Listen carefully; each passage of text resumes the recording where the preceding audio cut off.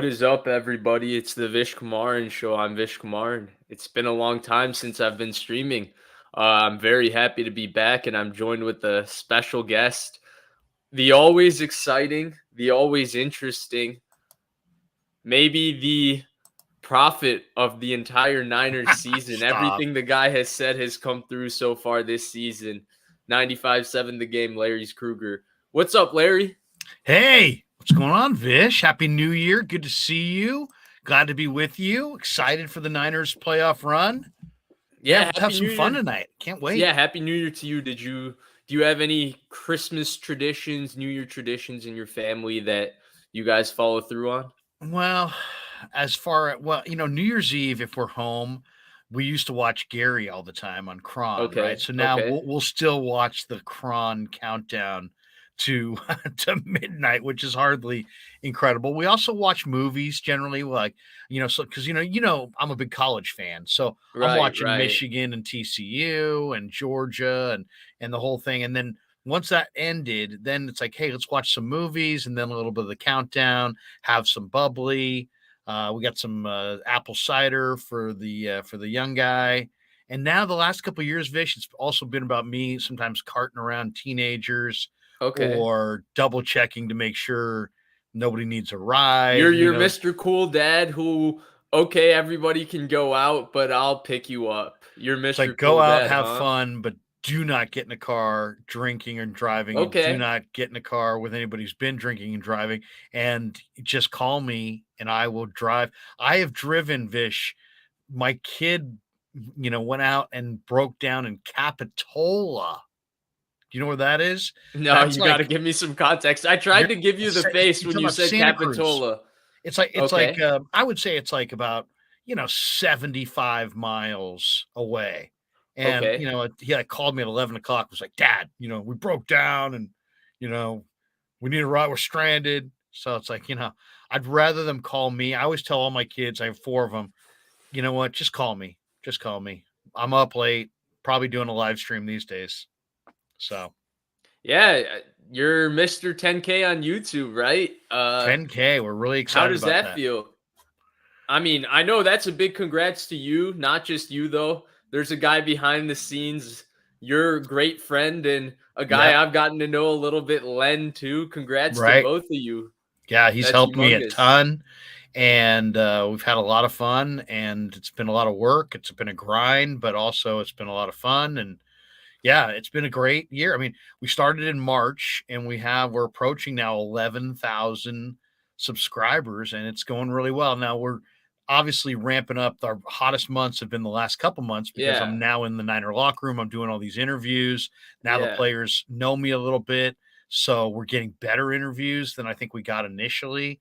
And So you're yeah, getting a pretty big guest on tomorrow, right? tomorrow. Yeah. Oh, you know what? I've got this guy who just kills it on the YouTube, Vish Kumaran. Yeah, that's right. I will be on with you, Larry, tomorrow. It's We're not a fired pretty up. big guest, though. I've seen the locker room interviews you're getting, Mooney Ward, all of these big time players. It is big What do you time. think? Before we get into talking Niners wild card, Larry, just because you're Larry Krueger, Mr. Draft Stop. expert, Okay. scout guy, tell me, you watch the college football playoffs. Give me one name, one prospect that, hey, Vish, when it comes to draft season, look out for this guy. Nobody's talking about him, but for me, he's going to be very good in the NFL. Who's that guy for Larry Krueger? It's hard because nobody talking that there's so many publications talking about so many guys.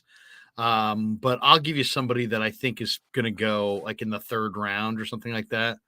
Is that good enough, or are you looking for Sure. some I mean, you deep can give me sleeper? third round, you can give me first round. It's just Larry Krueger looks at this guy and he's in love. It's Larry Krueger sees Brock Purdy. Who's the Brock Purdy of college Yeah. football, the playoffs you saw that you're just in love with? Well, I'll tell you one guy that I really do like, and it's not a Brock Purdy. He's more of a running back, charge ahead running back, but Amari Dumercado for TCU, Okay. who's a senior and he's coming out in the draft. And, he went into this year weighing about 210. I think he weighs closer to 220 as a Yeah. pro. But this guy, runs with tremendous body lean. He's not a home run hitter by any stretch, but he is, and he's probably not even a day 1 or day 2 pick. He's more of a day 3 pick. But this is a great short yardage back. I mean, this guy runs with tremendous power, and he just sells out. I mean, he just absolutely sells out. He's got tremendous power.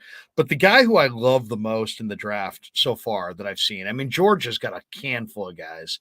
They Right. got Lassiter, who's a sophomore. Nolan Smith from Georgia is great. They got Quinnen Williams 2.0 up front. But the two guys that I really, really like a lot, I mean, I love Clark Phillips, the corner from Utah. Don't get me wrong. Clark would be a tremendous corner.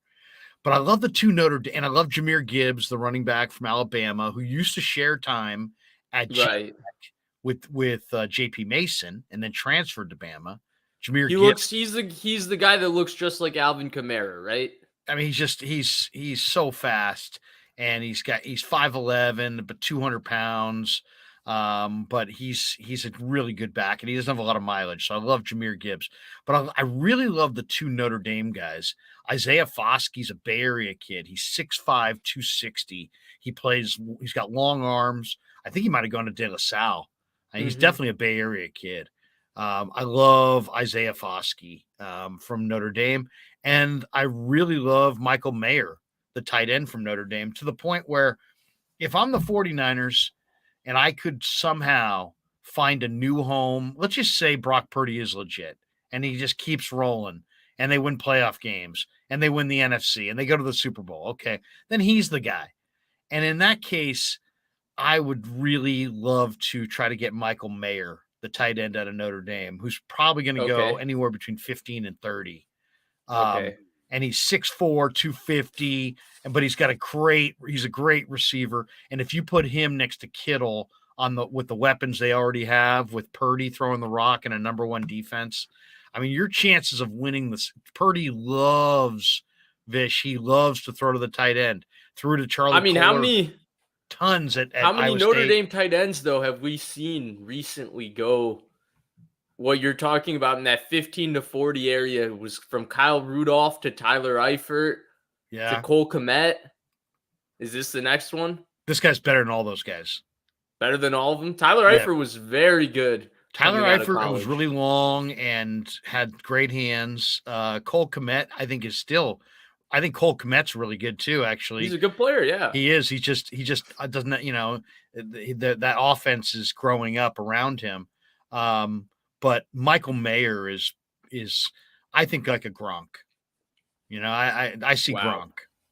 I see a special red zone threat. And if you had Michael Mayer and Kittle and Aiyuk and Debo and McCaffrey and Juice and Elijah Mitchell, Purdy throwing the rock, I mean, seriously, all you'd have to do is strengthen your offensive line, find a couple of fill-ins on defense, and you're going to compete for Super Bowls for the next 5 years. All right. Wow. So there you go. That's a mouthful there. But I had a better transition planned. You started talking about the TCU running back, and I was going to segue perfectly, bring up, the draft, running backs, their value, and then talk about how it's interesting with the 49ers where, running back is analytically in a position that supposedly has quote unquote no value in the NFL. And then you take a situation like the 49ers, right? And there's so much nuance to how Christian McCaffrey has made this football team better. And he is a running back, quote unquote. He's a very good running back. But as a runner, in terms of how diverse this run game is and how diverse it is with him, because you can run just about any run with him because he has patience. He has great ability to set up his blocks. He has unbelievable balance. And he's a great decision maker and has unbelievable vision. So when you pair all of those things together and then how good he is in the pass game, the fact that he can line up anywhere, I mean, you have him running a comeback lined up on the outside, one-on-one man coverage on a third down where Brock Purdy hit him last week. You have so many examples of what a great route runner he is. So, we got to start there, right? Running back is this position that doesn't have value. The Niners give up so many picks, and we're seeing what a running back that's, no disrespect to Elijah Mitchell, Raheem Mostert, Tevin Coleman, but we're seeing what a special running back can do for Shanahan. Well, you know what I really love about this team too is that they got a bunch of them, right? They got McCaffrey, they've got Elijah Mitchell, and those guys are both true starters. Jordan Mason, I was talking to Greenlaw today, and I said, "Give me an unsung player that you think is really good that people just don't know about yet." And he's like Ty Davis Price. He goes, he delivers at the point of contact, he delivers some violence, and he's like he's there's more there, and he's going to make the jump. And I really believe Greenlaw's right. I think Ty Davis Price is, he is 220, and he'll collide with guys, and he'll come off of that and keep rolling. He just hasn't really gotten in a rhythm yet. There's a lot more talent there. I think we're going to see. I don't know if we're going to see it in these playoffs, but Me we're going to too. see it. And I know that because of where he's been on the depth chart, and some of that has been because of injury, some of that has been because Jordan Mason has outperformed him in special teams, and then some of that is because Jordan Mason has also performed extremely well as a runner. But I think the immediate comparison, when you see a third round pick running back that isn't getting too much playing time as a rookie, people think Trey Sermon, but I don't think it's the Sermon situation at all. I'm completely with you. And I know I was a believer in Sermon, and I completely swung and missed there. I believed in the talent. For whatever reason, it didn't work out. He didn't play well. But the big difference between him and Trey Sermon, Ty Davis Price, is that Ty Davis Price never hesitates. And Shanahan talks about, no hesitation constantly when he's talking about young players. And that was the one thing to me that just felt like it was just not a good fit. You had Trey Sermon, who's this big back with elite vision and processing that can, you can process multiple holes and figure out where to go. And then you have this offense that's predicated on see it and just gut it and go. And that's how they want their runners to be. And it just felt like such an odd and weird fit from the beginning, and it ultimately didn't work out. Ty Davis Price stylistically seems to be a much better fit. Like you said, I think it's just time before he gets some rhythm, and he is also a guy in this backfield. I like Trey Sermon. I see a Le'Veon Bell type back, but that's most running back coaches want you to hit the hole hard now, immediately, because it's going to close really fast. But Ty Davis Price is interesting because he packs a wallop. He's Right. 220. He's got some speed. He's got a little bit more speed than you think. He's a little tougher than you think. So, yeah, he hasn't quite put it all together, but when he does, and my guess is it'll be in the off season, and he'll be one of those bust out candidates next year in training camp. But he's not a bust. I know a lot of people think, a lot of people this time last year were calling Aaron Banks a bust. Well, Aaron Banks has played really, really well, and I think you can pretty much see he's probably going to be a 8 or 10 year starter in the NFL. So that was a terrific pick. It's sometimes these things aren't instant gratification. Sometimes it takes a little time. Right. Absolutely. He is ridiculously well put together. Like, we're talking about his body, right? Like, Ty Davis Price's body is just sculpted. He's got a thick lower half.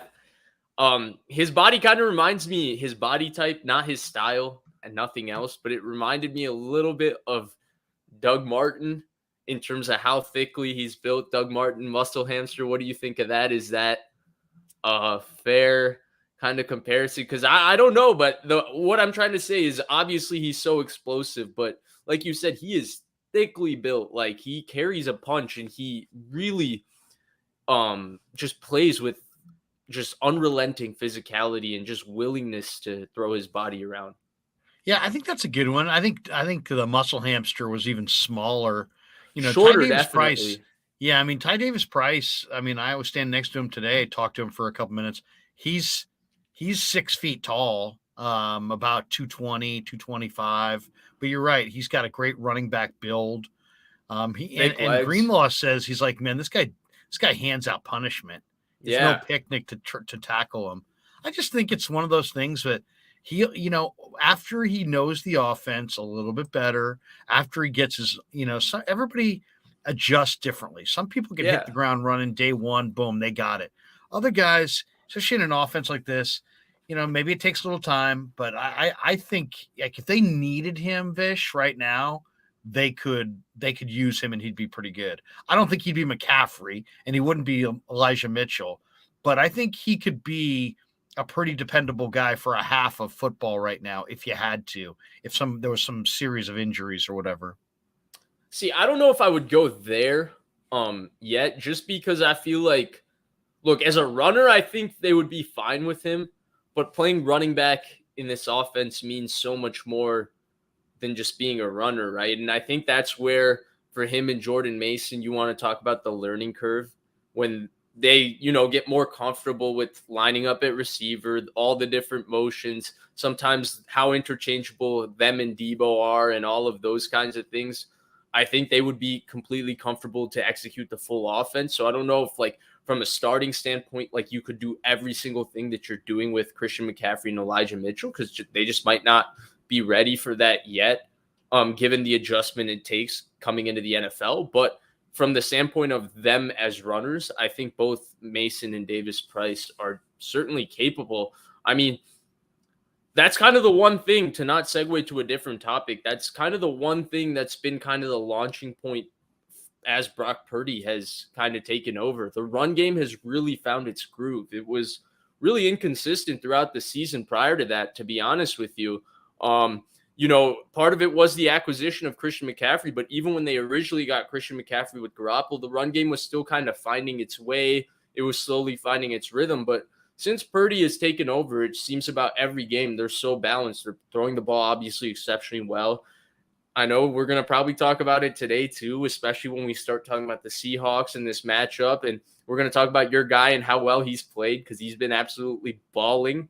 But the run game has really taken off, and he's been able to benefit from constantly having this threat of play action basically in all the games he's played, which, it isn't to denigrate or take any credit away from what he's done. It is to just say that, the Niners run game is working, and when it's working, their offense is pretty much unstoppable. It has you basically, if the Niners are able to run the football, they put defenses in such binds that Shanahan just is able to create so much space and so many opportunities. You just got to be able to hit the layups, and Brock Purdy is not missing the layups, and he's getting more than the layups. The element of the Niner run game that to me is the most exciting is they had Raheem Mostert, and Mostert had such speed in the outside zone runs that he could just get to the edge at will.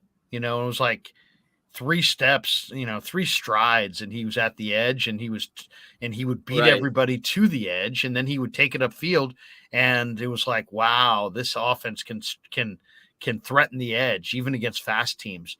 And then it's like, once you can do that, man, it just opens up everything, because then you got to defend the width of the field, and now there's all kinds of holes.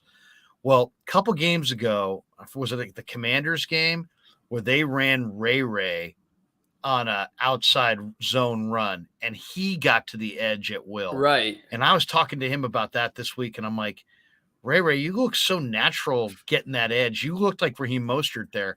And he's like, I grew up as a running back. I spent my entire life basically as a running back.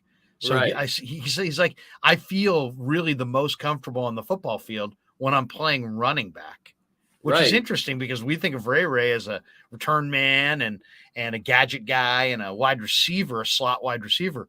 But I think there's a very good chance that Shanahan uses Ray the same way he used Mostert, and just spots Ray on the run to the edges to force defenses to, widen the field and create a lot of room in the middle of the field. So I'm looking for that. I thought that was the way the relative ease with which he got the edge on that run play. And I think he went like 60 yards down the sideline.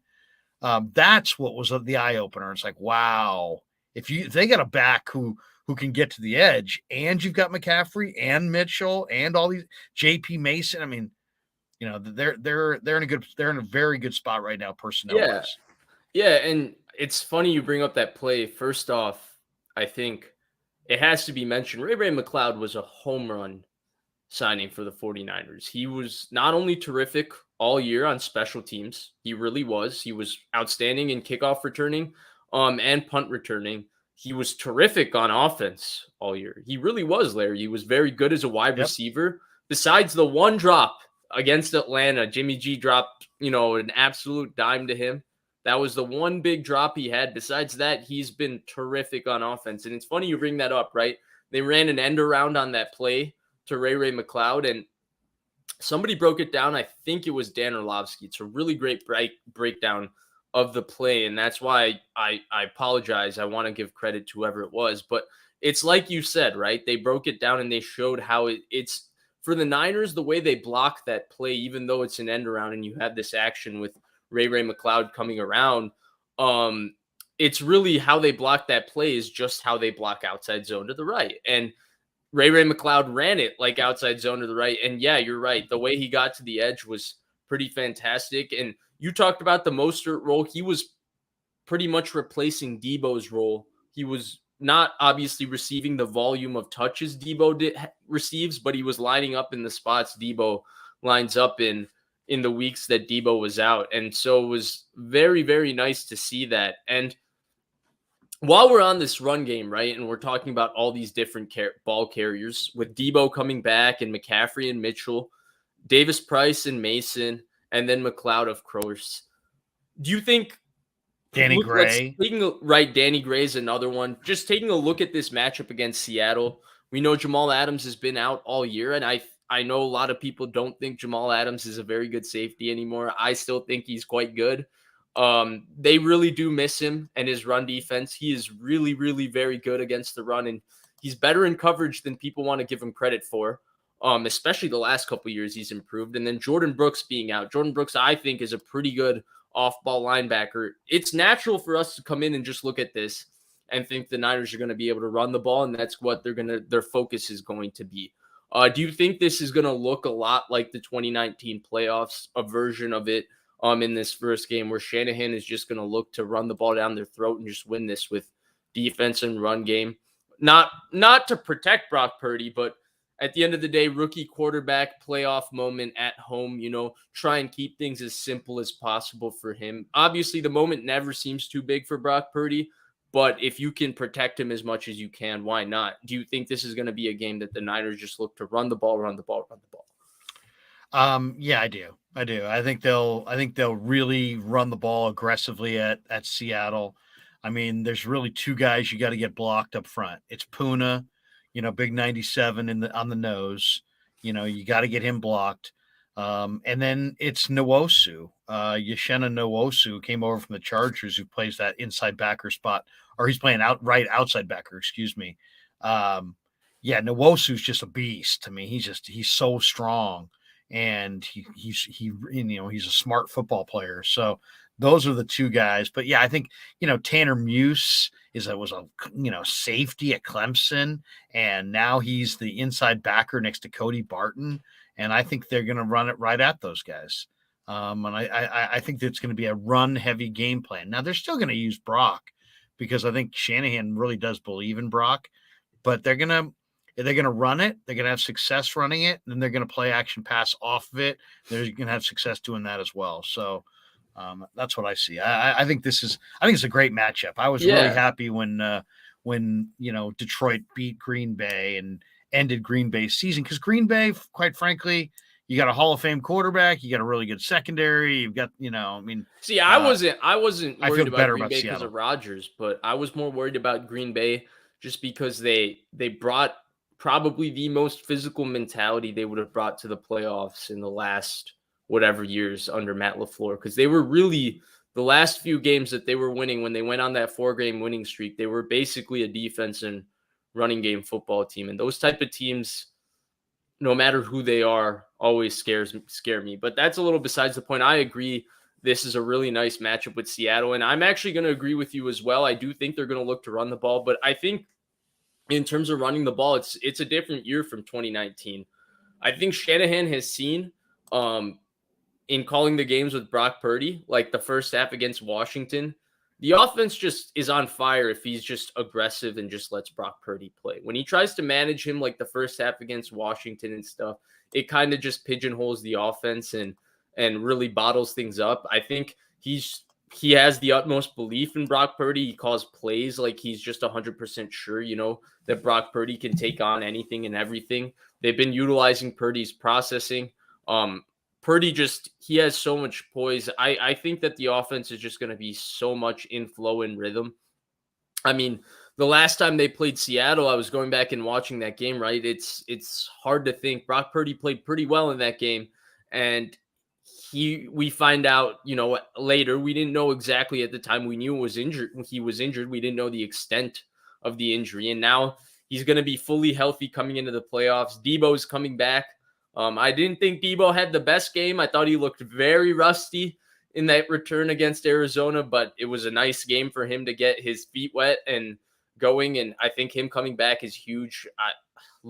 I think it's a really, really tough matchup. And like you mentioned, Puna Ford, Nwosu is a good player. He's actually had, I think, 5 or 6 sacks on the road this season, which actually surprised me. I thought he was the guy that was really just relying on that crowd noise in Seattle. I was wrong. But anyway, I do think that, Seattle's front's going to have some issues. Let me ask you this, though. Obviously, Aaron Banks, his availability for this game is a little bit up in the air. Do you think that that's going to cause any changes in how you view this matchup? What do you think is going to be, how important do you think it is? Is it that he plays, and how important is his return as we continue through these playoffs? Okay, well, I talked to him just about an hour, 2 hours ago. He's going. Okay. And he said he'll be fine. Okay. So great. he's feeling better. Guy fell into his knee, was sore, and he was definitely, in a lot of pain, but he says the pain's a lot better. And I said, "Are you going on Saturday?" He's like, "Oh yeah. Oh yeah." I said, Okay. There's no chance. There's no chance you're not going to go." He's like, "No, I'm going." So he's going. He's going. Greenlaw's going. Perfect. I figured it was likely they were going to go. NFL players are extremely gifted and athletic human beings that they are able to tolerate pain at a level that, certainly normal human beings cannot. But El Zorro Senpai asks, how well do you think Brock will handle his first playoff game, especially since it will be raining that day? Well, I think I'm Brock's biggest fan, right? I mean, I'm a real believer. Now, I do think that some of his improv skills and his quickness to get away could be neutralized on a really, really wet, sloppy field. So that definitely isn't going to help. I think, look at it this way. I always think of it this way. The faster team benefits from the faster surface. Right. So the slower team benefits from a surface that's not as fast. That, in this case, the Niners are the faster team. So I think Seattle really benefits from this slow surface more. Just because a little bit of the premier athleticism gets neutralized on a field that's that mucky. But I expect Brock to play well. I mean, the guy played at Iowa State. I don't know if you've been to Ames, Iowa, but my dad is actually an Iowa State graduate. He got his PhD at Iowa State. So okay, so he could probably speak to, how freaking cold it is in Iowa late in the year. So, he's dealt with conditions. The kid played in the Big Ten, and so I think he's going to play well. I mean, I know he's going to, the moment's not going to be too big. He's not like oh my God, look where I am. And, a lot of people think there's going to be this, like, the clock strikes midnight and all of a sudden this guy reverts back to something that, everybody thinks of as a second tier quarterback, but he's not. People, the truth is that this isn't a run that he's on. This is who he is, and people missed on him. That's the reality. Yeah. I think he's going to play great.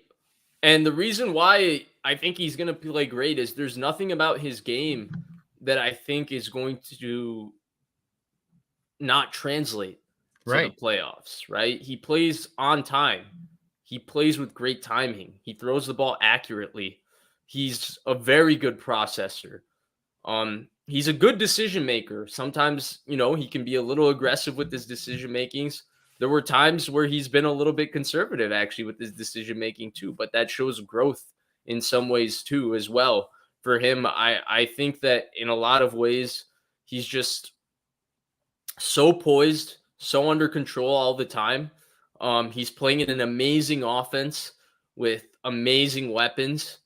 And I think he's also playing with a great defense as well. And it's just, the only pressure on him is to just go do his job. And that's what he does every week. And that's such an underrated thing about a quarterback, right? We talk so much about what they do when things are available, what they can't, what they do when things aren't available, what they're capable of doing physically, all of that. But he's just a guy that goes and does his job every single week. Whatever he has to do to execute this offense, he does that. And to me, there's nothing, playoffs aren't going to change the fact that he just comes in with the mentality of doing his job well. Gaiman Brown asks, yeah. Go ahead, sorry. I was just going to say, execute the plays, take care of the ball. That's it. And that's exactly what he does week in and week out. Gaiman Brown asks, Larry, how is the atmosphere in the locker room? To clarify, whose voice and presence is louder, Kyle, Brock, or Lance? Well, I mean, Kyle, believe it or not, is not in the locker room when I'm there very often. I mean, I don't see Kyle. Some coaches hang in the locker room. He's not one of them. So it wouldn't be Kyle. Lance is there, but he's rehabbing. So he's rolling in on a, he's got something that he's leaning on, some kind of little bicycle. And he's just trying to respectfully do his rehab and stay out of the way. And he's one of the guys, he's working hard, but he's just working his way back. So early in the year, he obviously had a much louder voice in the room. Now, I would say Brock probably has the loudest voice in the room, but Brock's not a yeller screamer guy either. But I did do an interview today with Willie Snead, and Willie Snead talked about his presence and compared him to Breeze. And he's like, I played with Drew Brees. And none of this stuff with Brock surprises me because this is what he's looked like since minicamp, and he reminds me of Drew Brees. So, oh gosh, Larry, oh gosh, did you really have to share that one? Go check that out, Willie Snead. I tweeted it out a couple hours ago. He says he reminds him of Drew. So we'll see, man. But as far as Larry, room, if he ends up awesome being like Breeze, Larry. Yeah, I will apologize to you in so many ways for that moment over the summer when I couldn't believe you evoked the name of Breeze in comparison to Brock Purdy. I couldn't believe it. Well, you know what? I didn't like the pick on draft day, right? Because I felt like I had seen him, and I felt like he didn't have an NFL arm, and that he didn't have NFL stature. And I knew he had had a lot of success at Iowa State, but I also knew that it didn't pass the eyeball test. So I did like a deep dive. I spent a couple days watching every possible film I could watching every highlight reel, watching every commentary, reading about this kid. And the more I watched it, the more I thought, man, you know what? This kid's really a good prospect. And then he shows up in minicamp, and I was still expecting to be underwhelmed by the arm strength. And he'd improved his ball velocity working with these guys in Arizona prior to the draft. And he was zipping it pretty good. And he was way more accurate than any of the other quarterbacks. And then you're watching this every day and you're like, wow, making plays, making every drill look like he's done it for 10 years, mastering every drill on the field. And then I'm told myself, don't overreact to minicamp. But then once he started doing it in training camp, I was like, wow, if this guy plays well in the preseason games, I'm sold. I'm absolutely sold. This guy's the guy. And then he did. And he started operating that 2-minute drill. I remember saying to Tim Ryan after the game, I'm like, dude, he just ran the 2-minute drill like a 15-year vet in his first preseason game. He's like, I know, bro. The guy looks incredible.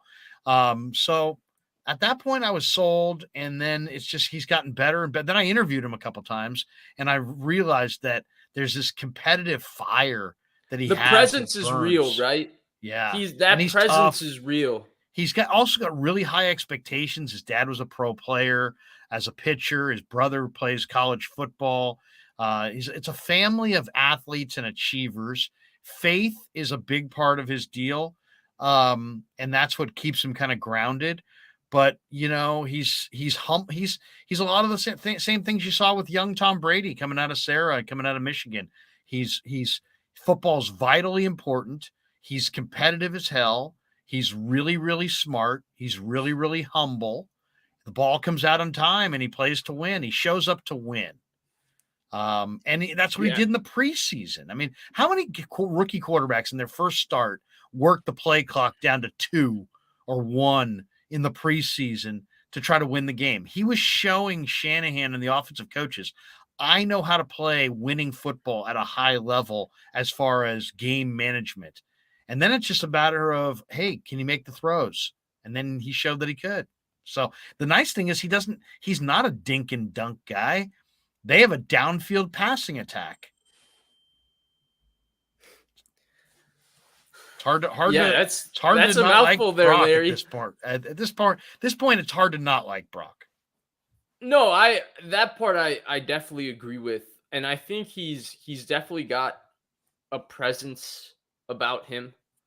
I would like to talk about him a little bit more, but our friend Gaiman Brown was nice enough to donate again. I really appreciate it, Gaiman.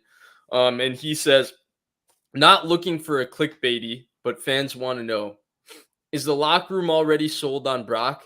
And is this now his team to lose as you see it? So before you go, because you're going to give your impression from based on being in the locker room, I would like to just give my impression from afar. I don't know if it's, his team or whose team. I think that decision will be made over the offseason. It's not going to be an emotional decision that's made today or tomorrow. It's going to be a decision that a lot of thought is put into, right? Because no matter how well Purdy's played, you have to take into account the investment into Lance, and you have to know exactly where he is first from his health standpoint, and then 2, just from where do you think he is in terms of as a quarterback right now, and where that relates to Brock and how much better you think Brock is going to get there. They have time to make that decision. But the one difference that I can see is that, this team obviously is smitten with Jimmy Garoppolo. I think they really like Trey Lance too. There's nobody ever saying a bad word about Trey Lance. They really like him, right? But when he became the quarterback of this team, it felt like Garoppolo's presence was still kind of looming over this team. It felt like he was still always there. Like, we like Trey, but he's not Jimmy, like, it's nothing, no offense to Trey, but like, we love Jimmy. We went to the playoffs with Jimmy. We went to the Super Bowl with Jimmy. Brock Purdy comes in, and for the first time when Jimmy Garoppolo has gotten hurt, because with Nick Mullins, and I'm not saying it to compare these quarterbacks. I'm just saying the team, it always felt like, well, they're not Jimmy with whoever the replacement quarterback was. Even with Trey Lance, who obviously had the most investment and completely different situation, different player from Nick Mullins, CJ Beathard. But now it's like, Jimmy who needs Jimmy? Nick Bosa says we have a quarterback. Fred Warner is effusive with his praise. Jimmy Ward loves the guy. And there's a belief, and there seems to be something surrounding them with Brock Purdy, and they really seem to have taken on his personality and his identity. And the team seems to really rub off on his confidence, and they're playing with the same confidence and scrappy attitude that he has, which is cool to see, right? Because even though there's so many players that I think you would argue are maybe a little bit more important than him, and this isn't a quarterback driven team still, as well as he's playing. There's a presence and personality to the quarterback that Purdy is providing that cannot be noticed. And you will only feel it if you're really following the team closely. I know that was a mouthful there, Larry. I know that you're going to have a maybe completely different perspective, given that you're actually available to be in the locker room and you're not just me opining from somewhere. But that's my take on it. What do you think, and what's your opinion on Gaiman's question? I think the locker room is sold on Brock. It's funny. It's like when you get to pro sports, it's a very bottom line deal, right? It's like there's no such thing as a great quarterback that doesn't win. There's no such thing as a terrible quarterback that all he does is win, right? So winning is the bottom line. And then ultimately within the bottom line, how are you winning games, right? And then it's really offensive football, you are defined by how many points you score. And Right. defensive football, you are defined by how many points you allow. So the fact of the matter is, and I did this interview with Charvarius Ward, and I asked him about Brock. He's like, Brock? He's 30 like, points, right? He's like, yeah, I love Brock. Scoring 30, 35 points a game. And it's like, what the way he said it, it's like, you know what? Basically, Brock is he looks at it like an insurance policy. It's like if the Niners are scoring 35 a game, then all of a sudden he slips down and somebody burns him for a touchdown. He's not the GOAT. The game's not over because they're not scoring 22 a game. They're scoring 35 a game. And so it's really as simple as that. The Brock is producing points and he's playing the game really like with a veteran like poise and Yeah. smarts. Yeah. And they know, we all know what great quarterback play looks like when we see it. Yeah. We just don't know of the guys in college who's going to be able to deliver it. So now it's like, now that we watch Brock Purdy do it in the NFL on a Sunday, it's like it's as plain as day. He's got it, right? The ball comes out on time Yeah. with So accuracy. I mean, I'll say this. I talked to a receiver today who's like, man, accuracy. It's his accuracy. And, it was Tay Martin. I was talking to Tay Martin, and I just put it up on YouTube. They call him Big Play Tay. I said, Tay, what do you think of Brock? And he's like, man, I was at the East-West Shrine game with Brock, and I could see there that he had it. And I'm like, well, what was it? And he's like, well, it's the accuracy and the presence, and just, he's a leader out there, but he's really deadly accurate with the passes, almost daring you not to make a play on it. He's like, I was sold before I ever saw him put on a Niner uniform that he was a good NFL quarterback. So, and that's, another guy, by the way, just for Niner fans who like these inside nuggets, a player, I asked some players this week about who's like an unsung player in the room, who's a really good player, and the fans don't know it yet, right? And somebody said Tay Martin. So I went to Tay Martin. I love, me, man. I love me some Tay Martin. I've Big just been a play huge Big Play Tay. He did it at Oak State. He did it at Wazoo. So I did an interview with him today. We talked about, rest in peace, Mike Leach. We talked about playing for Mike Gundy. We talked about transitioning to the NFL, Brock Purdy. But, the Niners have like developmental guys that almost every position on the team, but he loves Brock Purdy. And this is a guy who was catching passes from Brock before he ever even signed with the Niners. So Let me ask you this, Larry, before we move on from this conversation. There was a second part to my answer that I do want to hear your opinion on. It was kind of that Jimmy Who kind of Brock's presence. Do you feel like that's a fair estimation on my view of the team, where even when Trey Lance took over, it always felt like Garoppolo's presence was looming, whereas with Purdy, it feels like Jimmy's kind of totally forgotten? because Jimmy led this team when they went to the Super Bowl and had won playoff games, and Trey, Right, was right. completing 50% of his passes in camp, and had, of the 3 games that he played, I think he's completed 50% in like 2 of them. The Houston game was the outlier. He completed 70%. Completion percentage does matter in the NFL. You have to make the layups, and Trey doesn't make all the layups yet. So when I say that, the passes that it's the relative ease that Brock does the short and intermediate stuff with that is so much better than Trey or Jimmy, that I think everybody sees it and knows that, wow, this is the guy. So yeah, I think Jimmy still, I'll say this from talking to the players every week. I think guys who are really close to Jimmy, like George Kittle, who's, George Kittle's become a revelation under under Brock Purdy. He should be absolutely loving Brock Purdy. But there's some loyalty to Jimmy there. And so, like, if you ask him about Brock, or Kyle Juszczyk, they'll say, hey, like I always say about Brock, and they'll give him his flowers, but it's like very measured because they're so tight with Jimmy. And I don't think they want to be, glowing about Brock. So that kind of a dynamic's interesting, but I like it too, because I think it also challenges Brock in a way. It's like, hey, you know what? Jimmy led us pretty far. Jimmy won some pretty big games.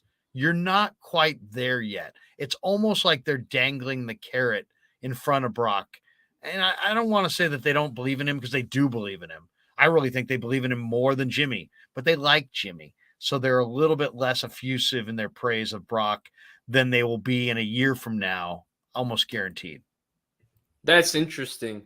And then Gaiman Brown, again, thank you so much. This is, I think, his last quarterback question, he promised. But is there a difference between the 49ers brass investment into Lance versus player investment?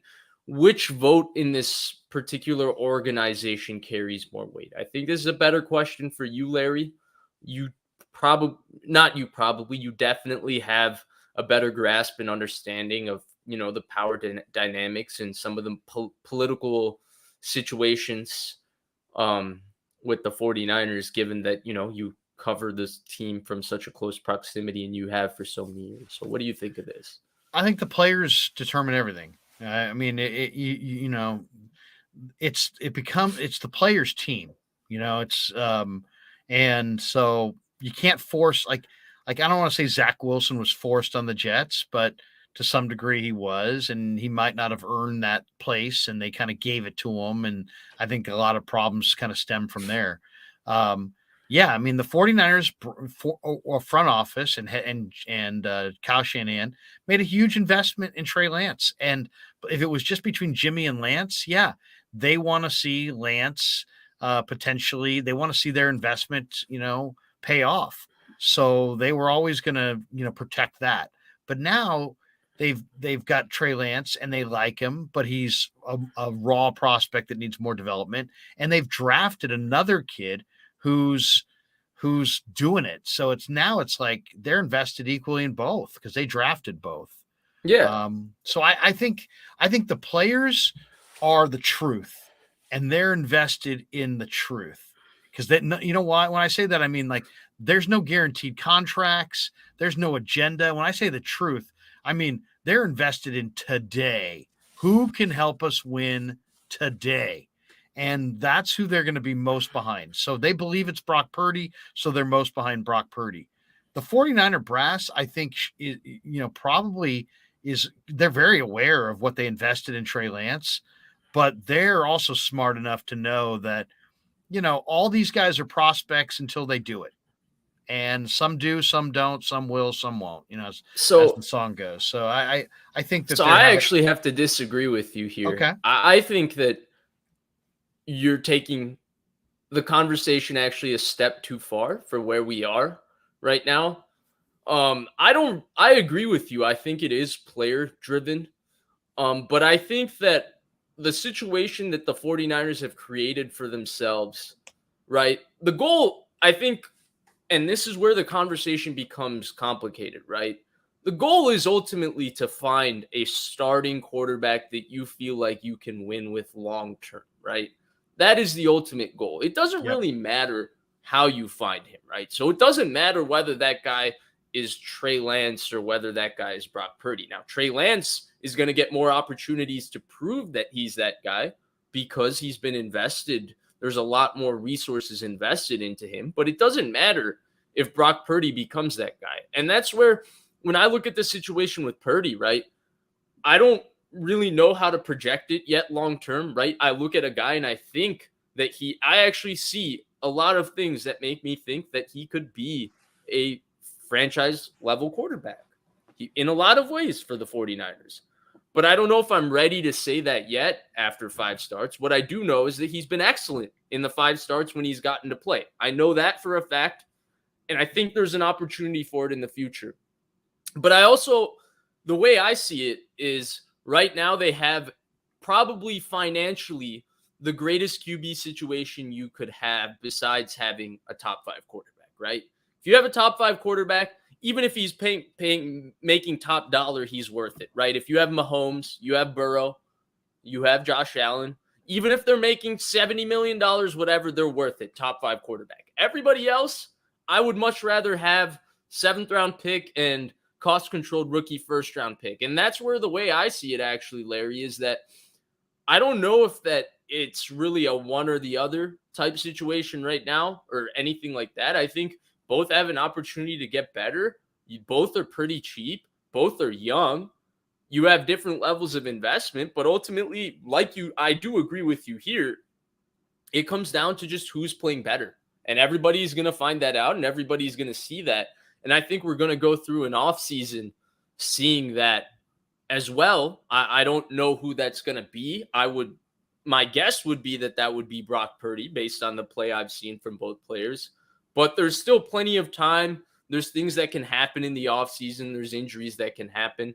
So the way I really look at this quarterback situation today is I think Brock Purdy is playing great right now.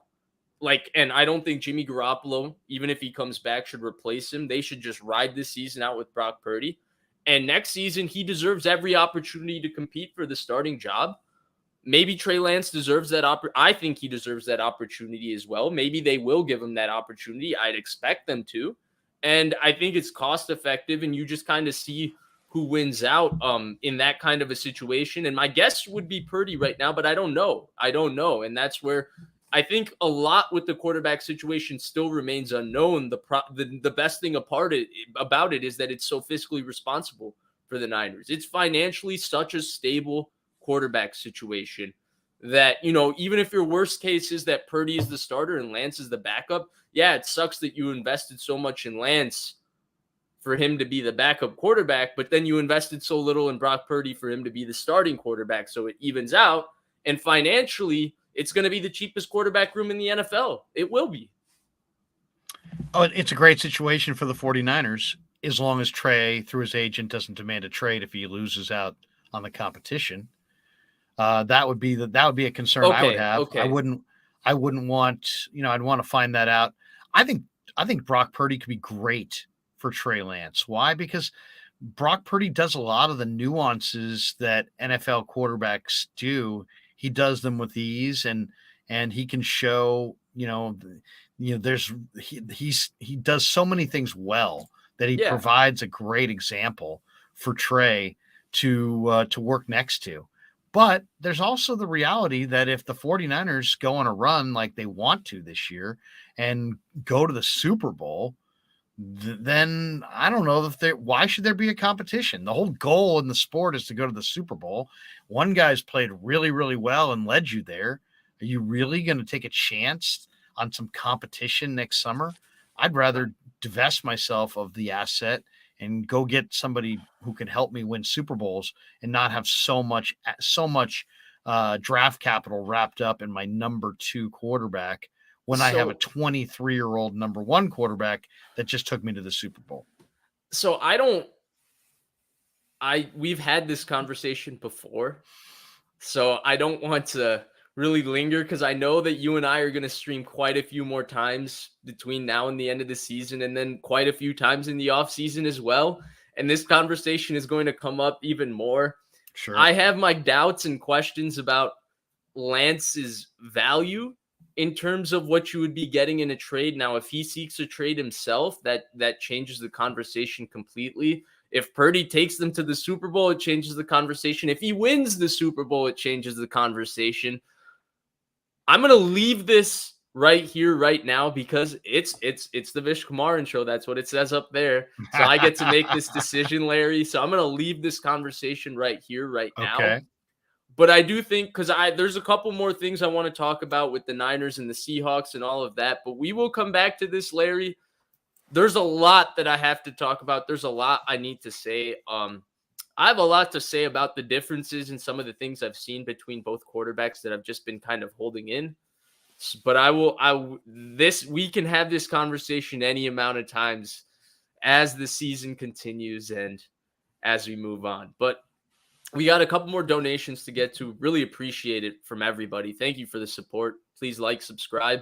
Make sure you subscribe to Larry Krueger, but I'd imagine Mr. 10,000 subscribers over there has all of you guys already. But Hey, you're rolling though, man. How many subscribers? You're coming, aren't you? What do you have? Hey, I got 7,000 fantastic supporters. You've So only been I doing can't it ask for anything how long? more.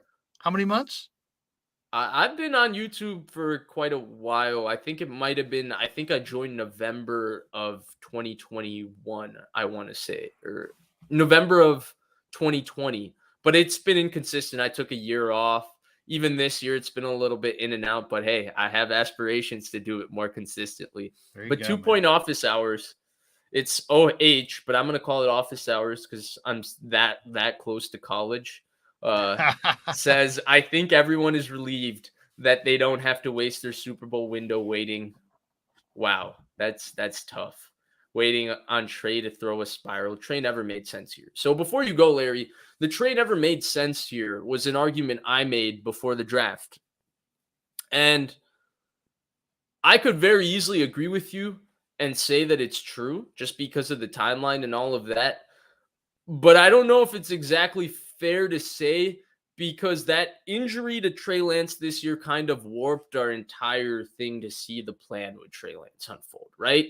Because the thing with Trey Lance is we kind of knew where he was. It wasn't maybe the training camp and preseason that we were all hoping for. I think a lot of us were hoping that it would be Mahomes' second year all over again.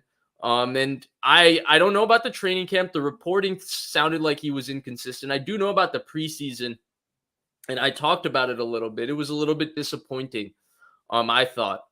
Then I thought the first game, I didn't get much to evaluate, and then the second game was 2 drives, and he got hurt. But the injury is what I really thought devastated this entire conversation because to me, it was not about who he was week 1 of this year. The team was always talking about how they could win around him.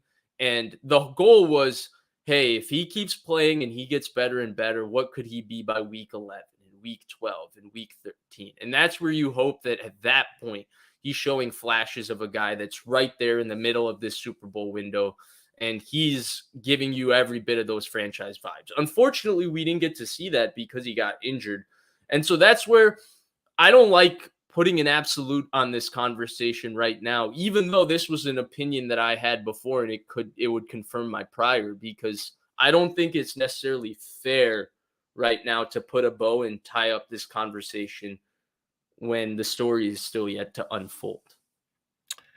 You know, Randy Mueller, who's I scouted in the Canadian League with his brother Rick, and Randy was a former GM of the Dolphins and Saints, and I did a live stream with him a couple months ago. We talked Trey Lance, and he's like, I said, where would you have had Trey on your board? Where did you have him on your board?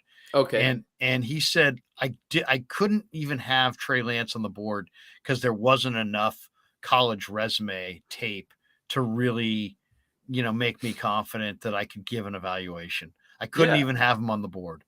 So the fact that the Niners took him 3rd overall with as little experience as he had was a little bit of a projection, and it was based on traits. And I see exactly what they see. And I love Trey's traits. He's a good kid from a good family who's smart, and football is important to him, and he wants to be good, and he's incredibly athletic. But they dared themselves to take a prospect with traits and that they could coach him to be a great quarterback.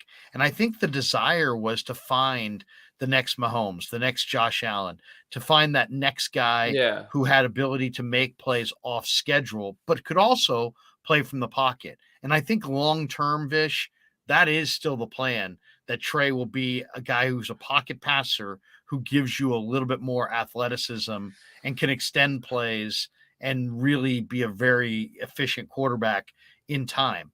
But it's such a projection. It's so far down the road. And I think in some ways they have exactly what they were looking for in Trey. They have it with Brock. It was Mahomes and Allen that had that crazy 10-yard split that enables them to escape pressure.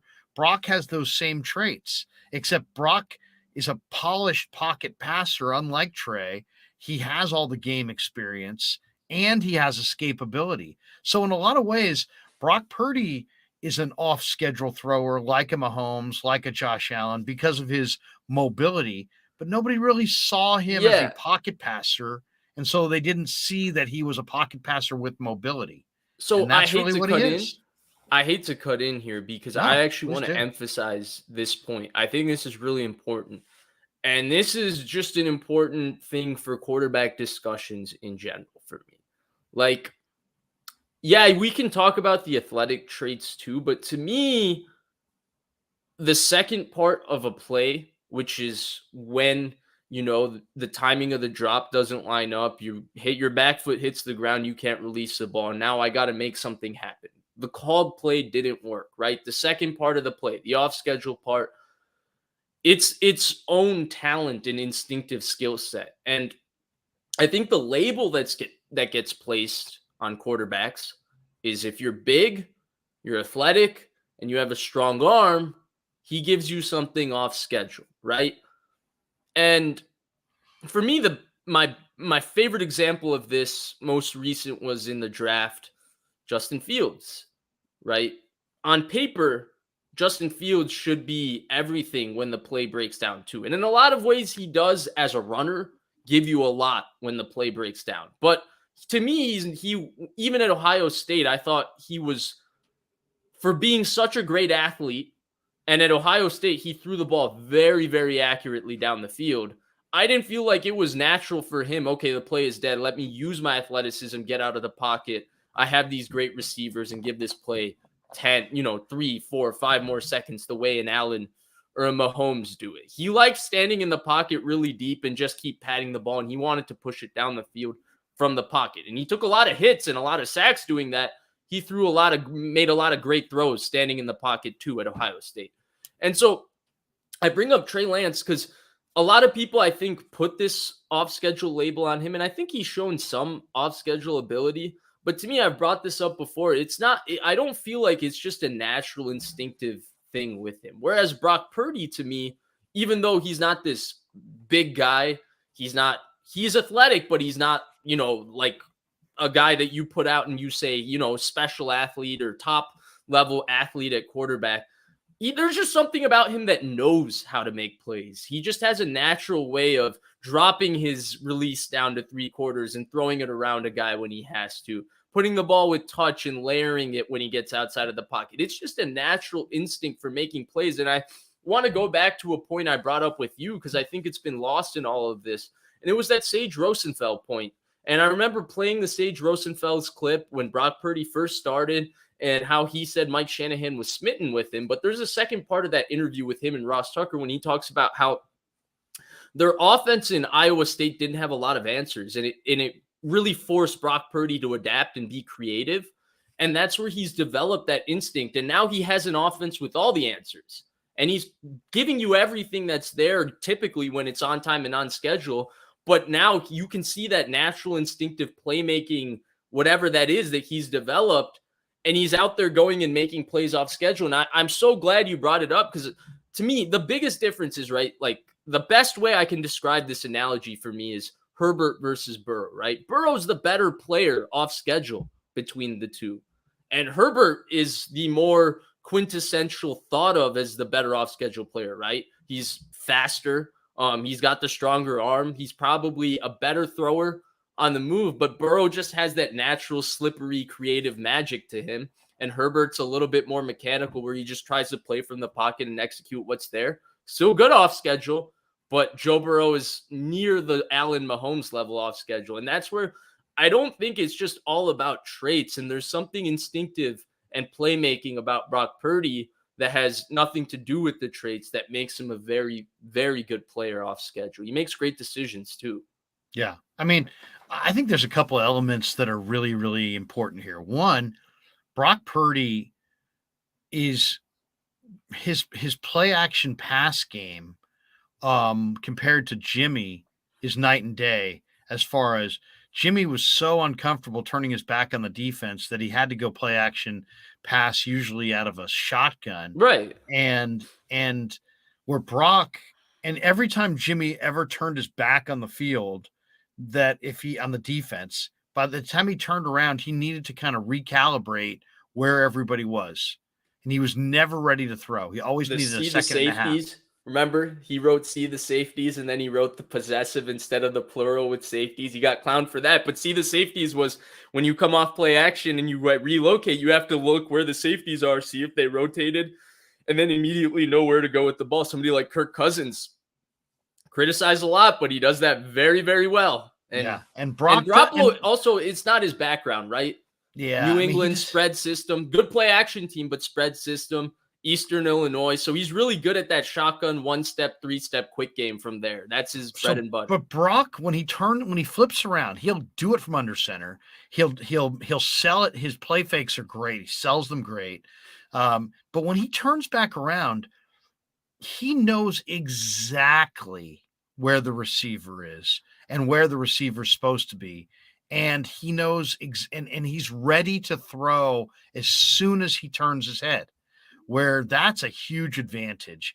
And then the other thing is the bootleg game. When you have such a run-heavy scheme, if you have a quarterback that can really execute the bootleg game, now you've got a whole, Shanahan's got so many different plays and variations that he can call off of certain plays with the bootleg game. Right. And then I'll tell you the thing that was defining to me is that little play where he got loose on a scramble and then he slid and extended the ball. And it's like, that's such a Mahomes play. That's such a Russell Wilson play. We've seen the 49ers lose to teams whose quarterbacks executed at the end of games like that and got the first down.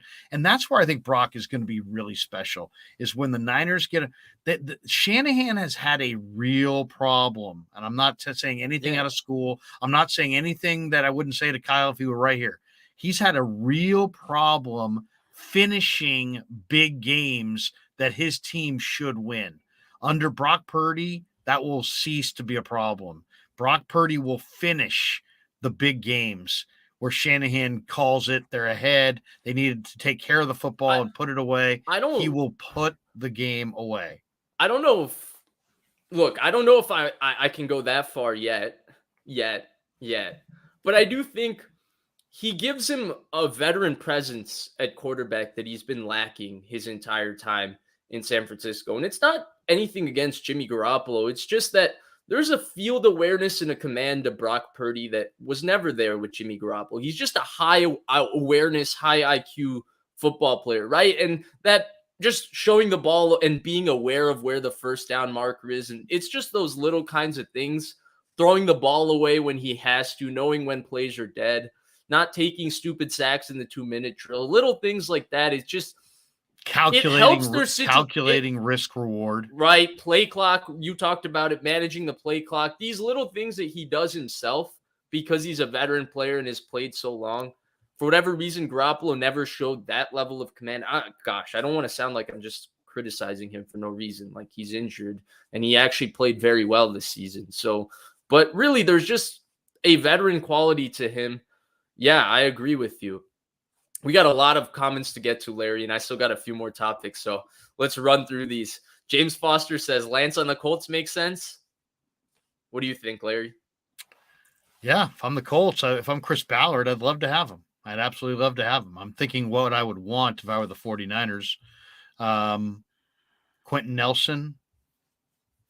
I like Quentin Nelson. Come on, Larry. Come on. Wait a second. You've targeted Trey Lance. You want him to be your franchise quarterback, and you're not willing to give me a guard? Really? Pro guard? I mean, Chris, I don't necessarily think Trey Lance to the Colts makes that much sense. I think the Colts are kind of in a weird spot because they're a very veteran-ish team. Everybody's a little bit older. It's not just a team loaded with young talent that's ready to grow with Trey Lance. It's also kind of a team that's stuck. It's middle of the road. I don't know if that one exactly makes sense, but if they're ready to tear it down completely, I think Trey Lance makes a lot of sense then. I'd be very scared. But I don't know if you could get Quentin Nelson for Trey Lance. I'd be very afraid to trade Trey Lance right now. I wouldn't even trade him right now. I don't see the point. But what if his agent says to you, "Hey, we want to be the starter going into camp. And you see that he's not going to be the starter going into camp. So that's almost like saying in camp, we're going to hit you with a trade demand. I'd Look. rather trade him when I want to trade him than trade him Yeah, after exactly. he But says he I wants to be think that traded. even if they hit you with a trade demand, he doesn't really he doesn't have a lot of leverage. What is he hitting you with the trade demand doing?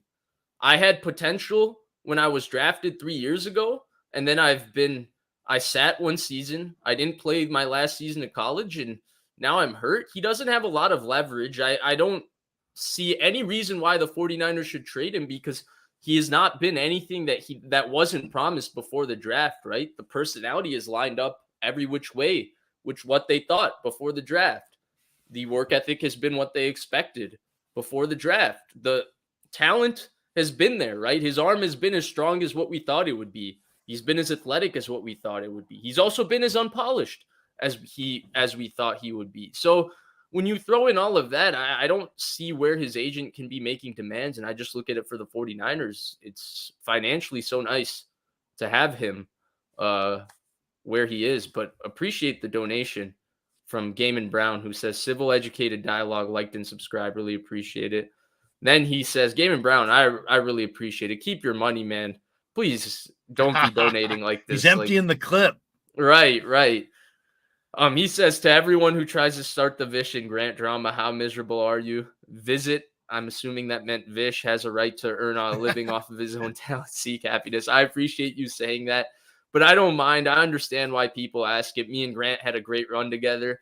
That show was pretty freaking amazing. And it's time for new pastures. Grant's continuing to do his thing. I saw that 60K. He's really, truly a giant in this industry. And we're all just trying to feed off of his coattails pretty much. We all are copying his format, so we really are feeding off of his coattails. Yeah. And then finally, two point, I'm going to continue to call him office hours, said, how many QBs would you take over Brock Purdy if it was guaranteed that Purdy would be as good as would continue to be as good as he's been over these past 7 weeks. And Larry, after this, I promise this is our last Brock Purdy topic. We gotta then talk about a couple of things with the Niners defense. I gotta hit them with you. So real quick, what do you think? I mean, a handful, but not more than a handful. I'll say that. I like the way Brock Purdy's playing. You can't find a quarterback this calm, this accurate, this competitive. Quarterback play, it's about walking right up to the line, but not crossing it, right? Okay. It's about trying to squeeze a ball in a window and not being afraid to make a throw. But if you throw that ball and it gets picked, you're the GOAT. And not a good goat. You know what I mean? So it's that balance of try to make a play versus be responsible with the football. Well, Brock Purdy's in a zone right now where he's threading the needle at times, making incredible plays, but also taking care of the football. He's accounted for 14 touchdowns, 4 picks. 2 of the 4 picks are off blatantly tipped balls that had nothing to do with Brock. So he's basically created 14 touchdowns and 2 picks and no losses. He's played incredible football. So who would I take over him? I'm taking Mahomes for sure. I'm taking Josh Allen for sure. I'm probably taking Joe Burrow for sure. Probably. Well, I mean, I like Brock Purdy's mobility more. Joe Burrow's been hurt a lot because he doesn't move around well and he's playing behind a bad line, but I do believe in Joe Burrow. He doesn't move around well? Come on, Larry. Well, no, I mean, he doesn't move like Brock Purdy moves. He's not a scrambler. I mean, Joe Burrow is a pocket passer. He's got some of the best movement inside of the pocket in the NFL. He's a magician. Yeah, he can make subtle movements in the pocket, but I'm just saying Brock Purdy's got a 10-yard split that is similar to Tyreek Hill. That's a huge difference between Joe Burrow. So, but Burrow's also, in my mind, the most accurate quarterback in the NFL. Maybe Herbert. So those 3 for sure. Herbert has an incredible ball, but I mean, there's some nuances to the position that he doesn't necessarily do all that well.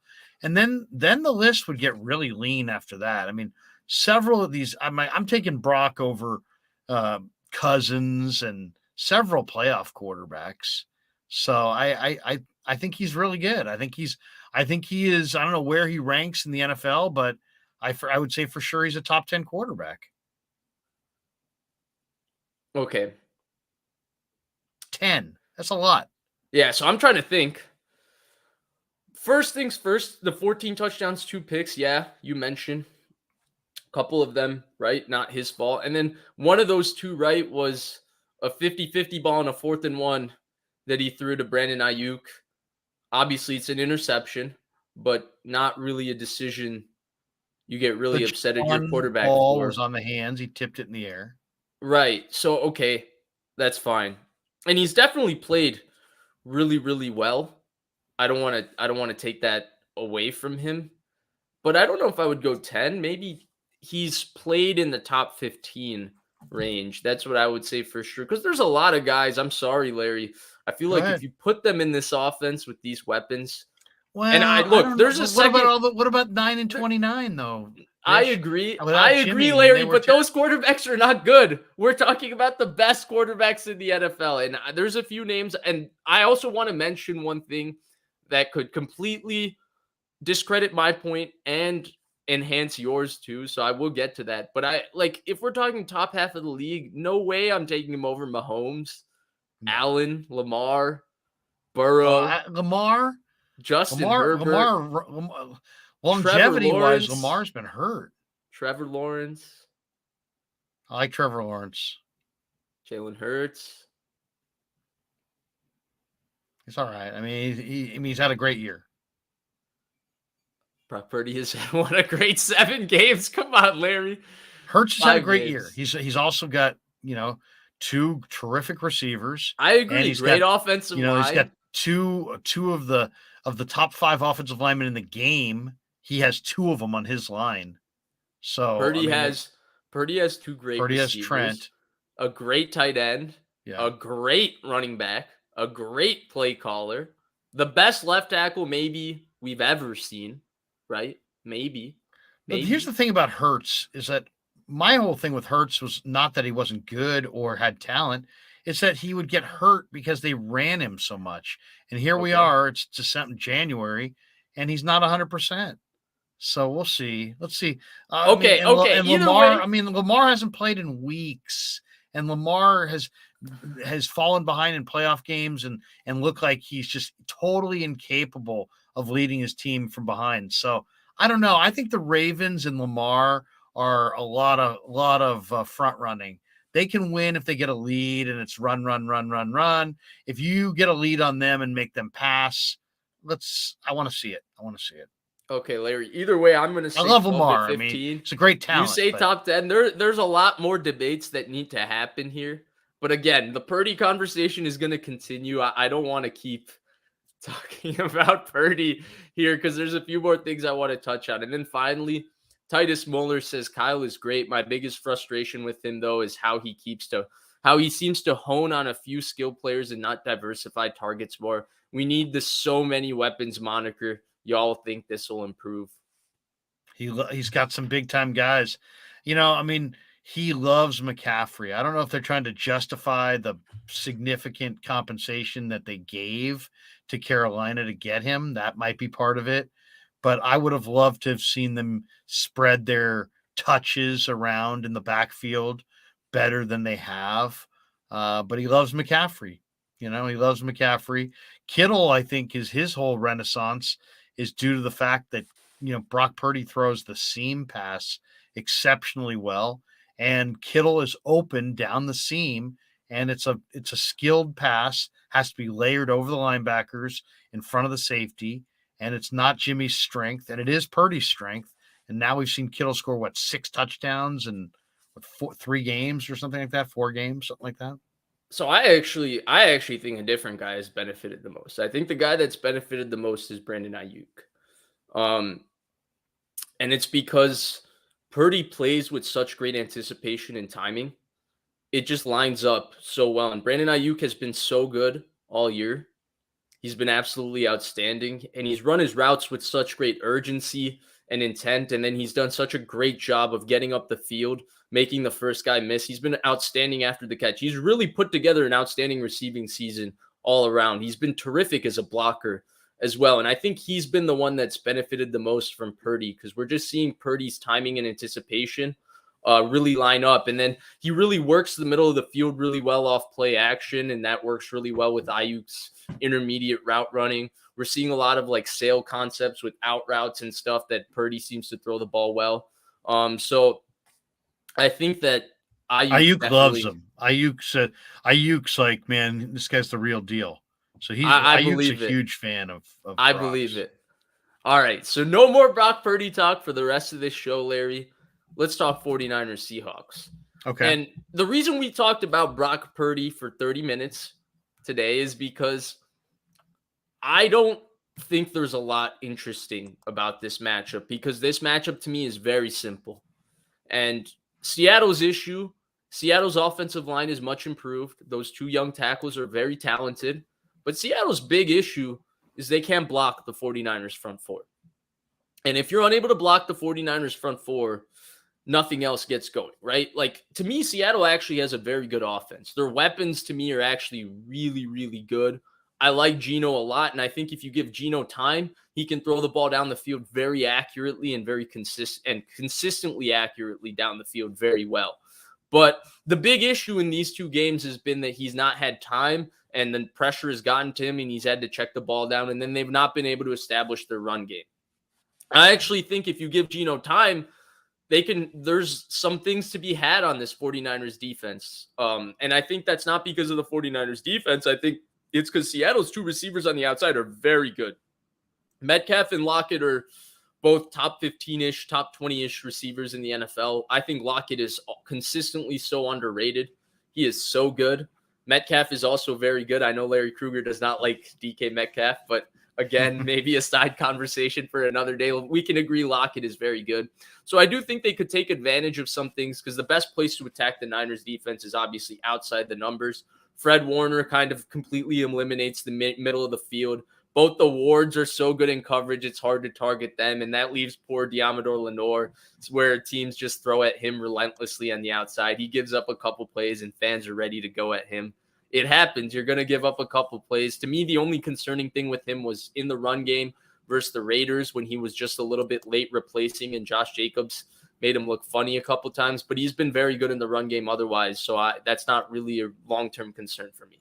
Anyway, all those tangents aside, Larry, to me, the big problem with this game when I look at this matchup is that Seattle simply can't block the Niners. And that's why this game isn't interesting to me, because none of the other details of this game work if you can't block the Niners front four. And Eric Armstead has been a force since he's come back. Nick Bosa is going to win Defensive Player of the Year. I thought Samson Mebukam had a very good Week 18 game, which was nice, because I thought he had been a little quiet and a little bit banged up the last few weeks. Obviously, he missed the Raiders game. Charles Omenihu had a consistently good season, but I think the Niners defensive line is really just going to dominate and impose their will in this game, the way they did in the Week 2 matchup and the way they did at Seattle. And I think that pretty much is why this is just not that interesting of a game to me, Larry. Just the matchup on paper, we can talk about so many different things, but until you tell me Seattle has this plan and this is how they're going to be able to block the Niners front four, I can't have a realistic conversation about anything else in this game, because it's really that simple. Those four guys will wreck the game. Yeah, I mean, I like the Niners to win this game too. I think, Cross and Lucas, the two tackles, have been awesome, but they're rookies, and this is the most games they've ever played, and now they're getting their toughest test in the playoffs. So they're going to be challenged. Kenneth Walker's been terrific the last month or so. So, Kenneth Walker is a real problem, one of the best backs they faced all year. But the main issue for me is that the 49ers are going to be able to run the ball. Seattle can't stop the 49ers running the ball. Yep. And when you can't stop the Niner run game, you have no chance. I would say Seattle would have to be +3 on the turnover margin to win the game. And I think that's unlikely. The 49ers leading the NFL in interceptions. They take the ball away. They put a ton of They're pressure leading on the you. NFL in turnover differential, plus Leading the 13. NFL in turnover differential, plus the two corners that are really difference makers for Seattle are also, rookies playing at the end of a long season, and they've played a lot of football. So I think the 49ers is going to be a run-heavy scheme. I expect it to be kind of a low-scoring game. I think Seattle will force a turnover, maybe two, but I think the Niners will force a couple turnovers as well. And I like the 49ers to win this one. I think it'll be like 24-9, 28-9, maybe 35-9, something like that. I think Seattle gets 3 field goals.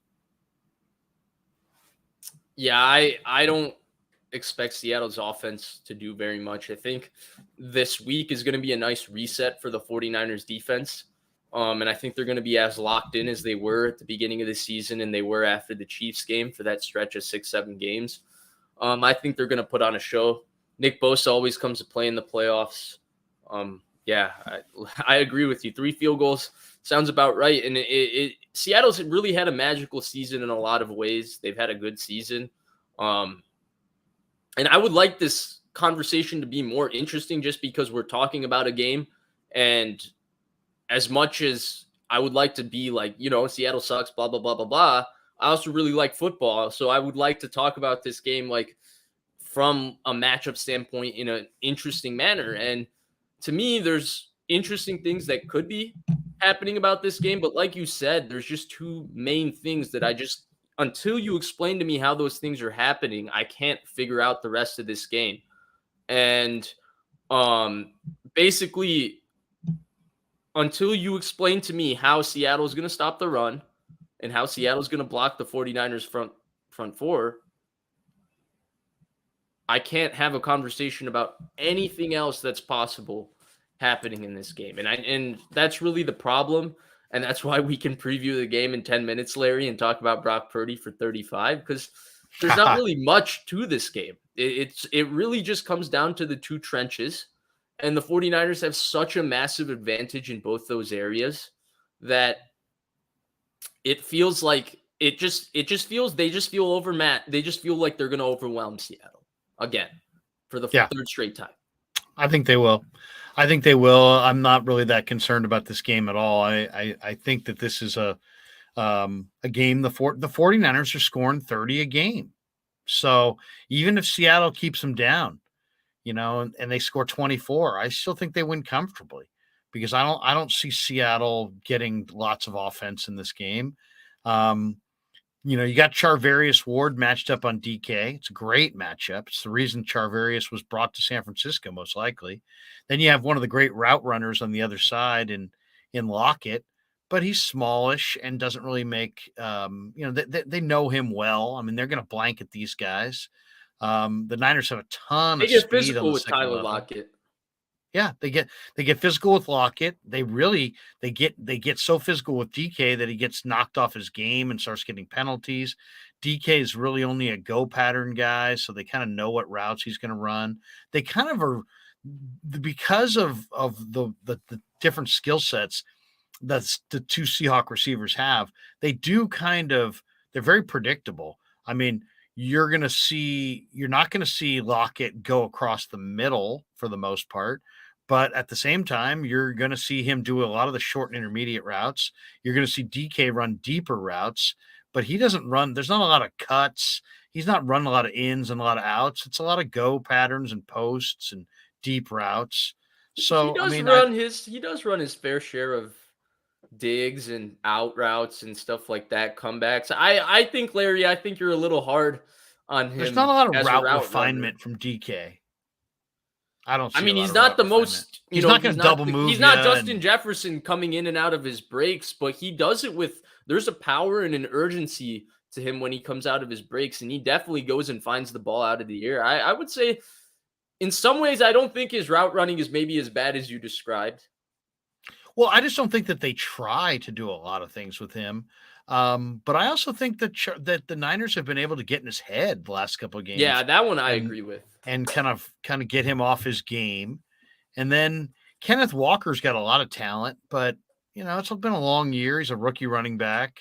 They absolutely punish running backs. So yeah, the real loss. I mean, like, what's the big difference between this game and the last game? Niners Seahawks, Jordan Brooks. Right. Jordan Brooks Last is a game they had huge Jordan loss. Brooks. Yeah. Jordan Brooks is their leading tackler. He's a monster in the run game. He's a terrific player. He was a terrific player at Texas Tech, and he's emerged as a great tackle machine. And he's out, and they're replacing him with guys that, you got Bruce Irvin and Tanner Muse. I mean, it's Seattle's challenged this year. They've had a nice year.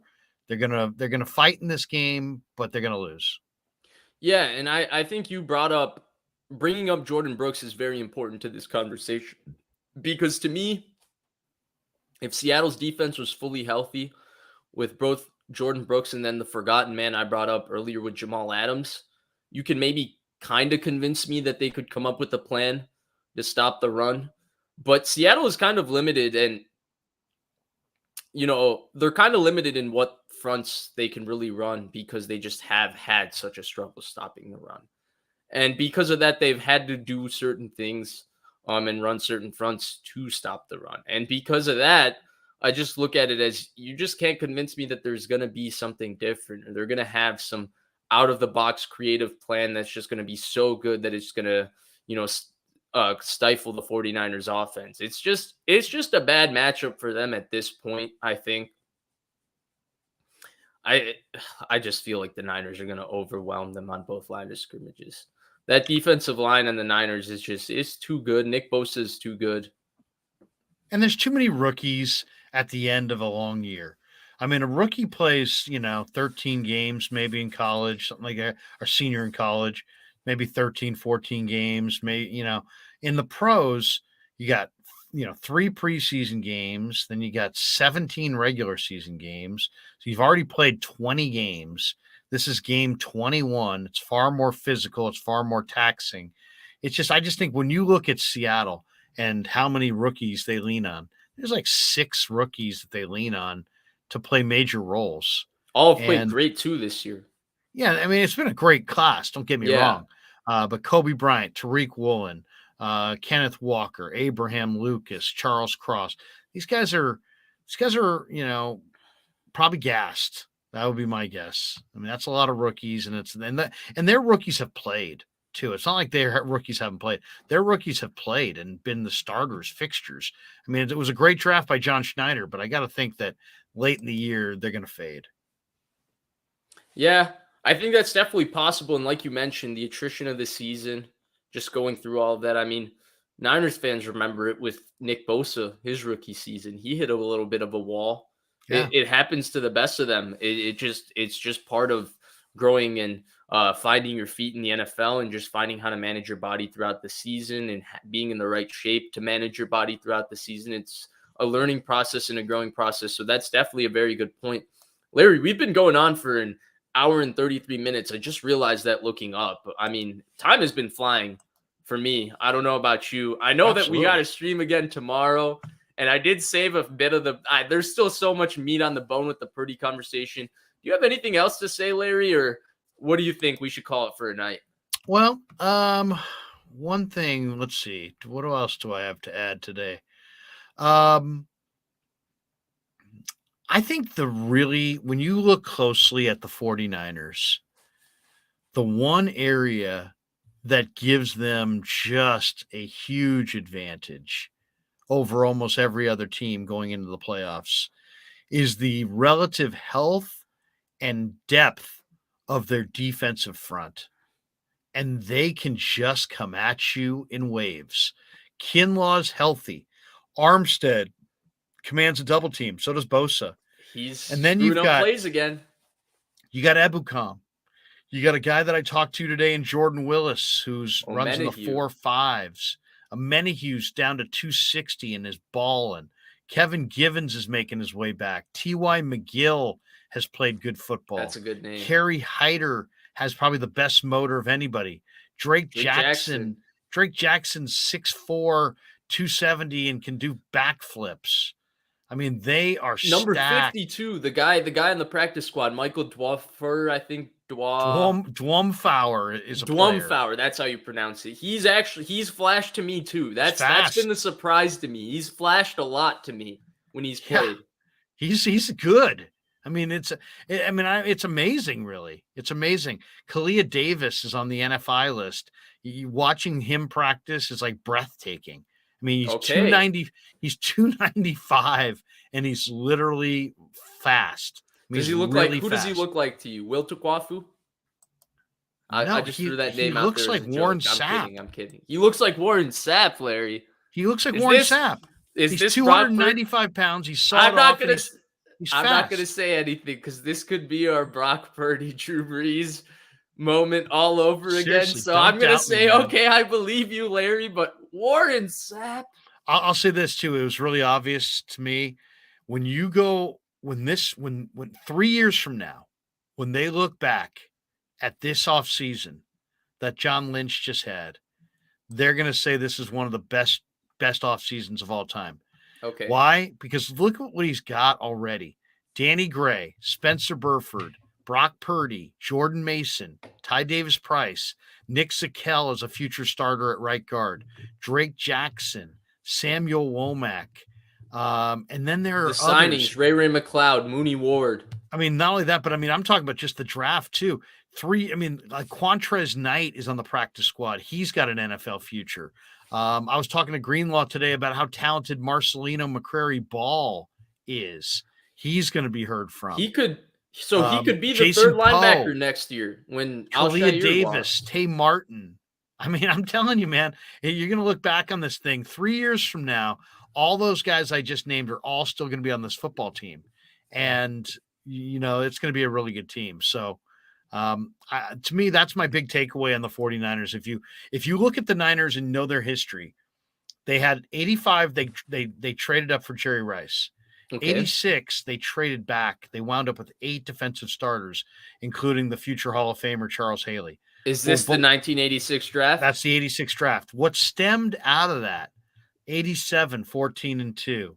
88, they win the Super Bowl. 89, they're 14-2 and win the Super Bowl. 90, they go to the NFC Championship game. They had like a 4 or 5 year run where they were as good as almost any team in pro football. Lynch just had that kind of a draft this last year. And we haven't even seen it come to fruition yet because they're young guys that are still improving. But wait until next summer when you show up in camp and the Tay Martins and the Marcelinos and the Poes and these guys all come of age. It's going to be like, whoa, that was something, man.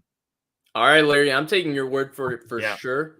We know how right you've been.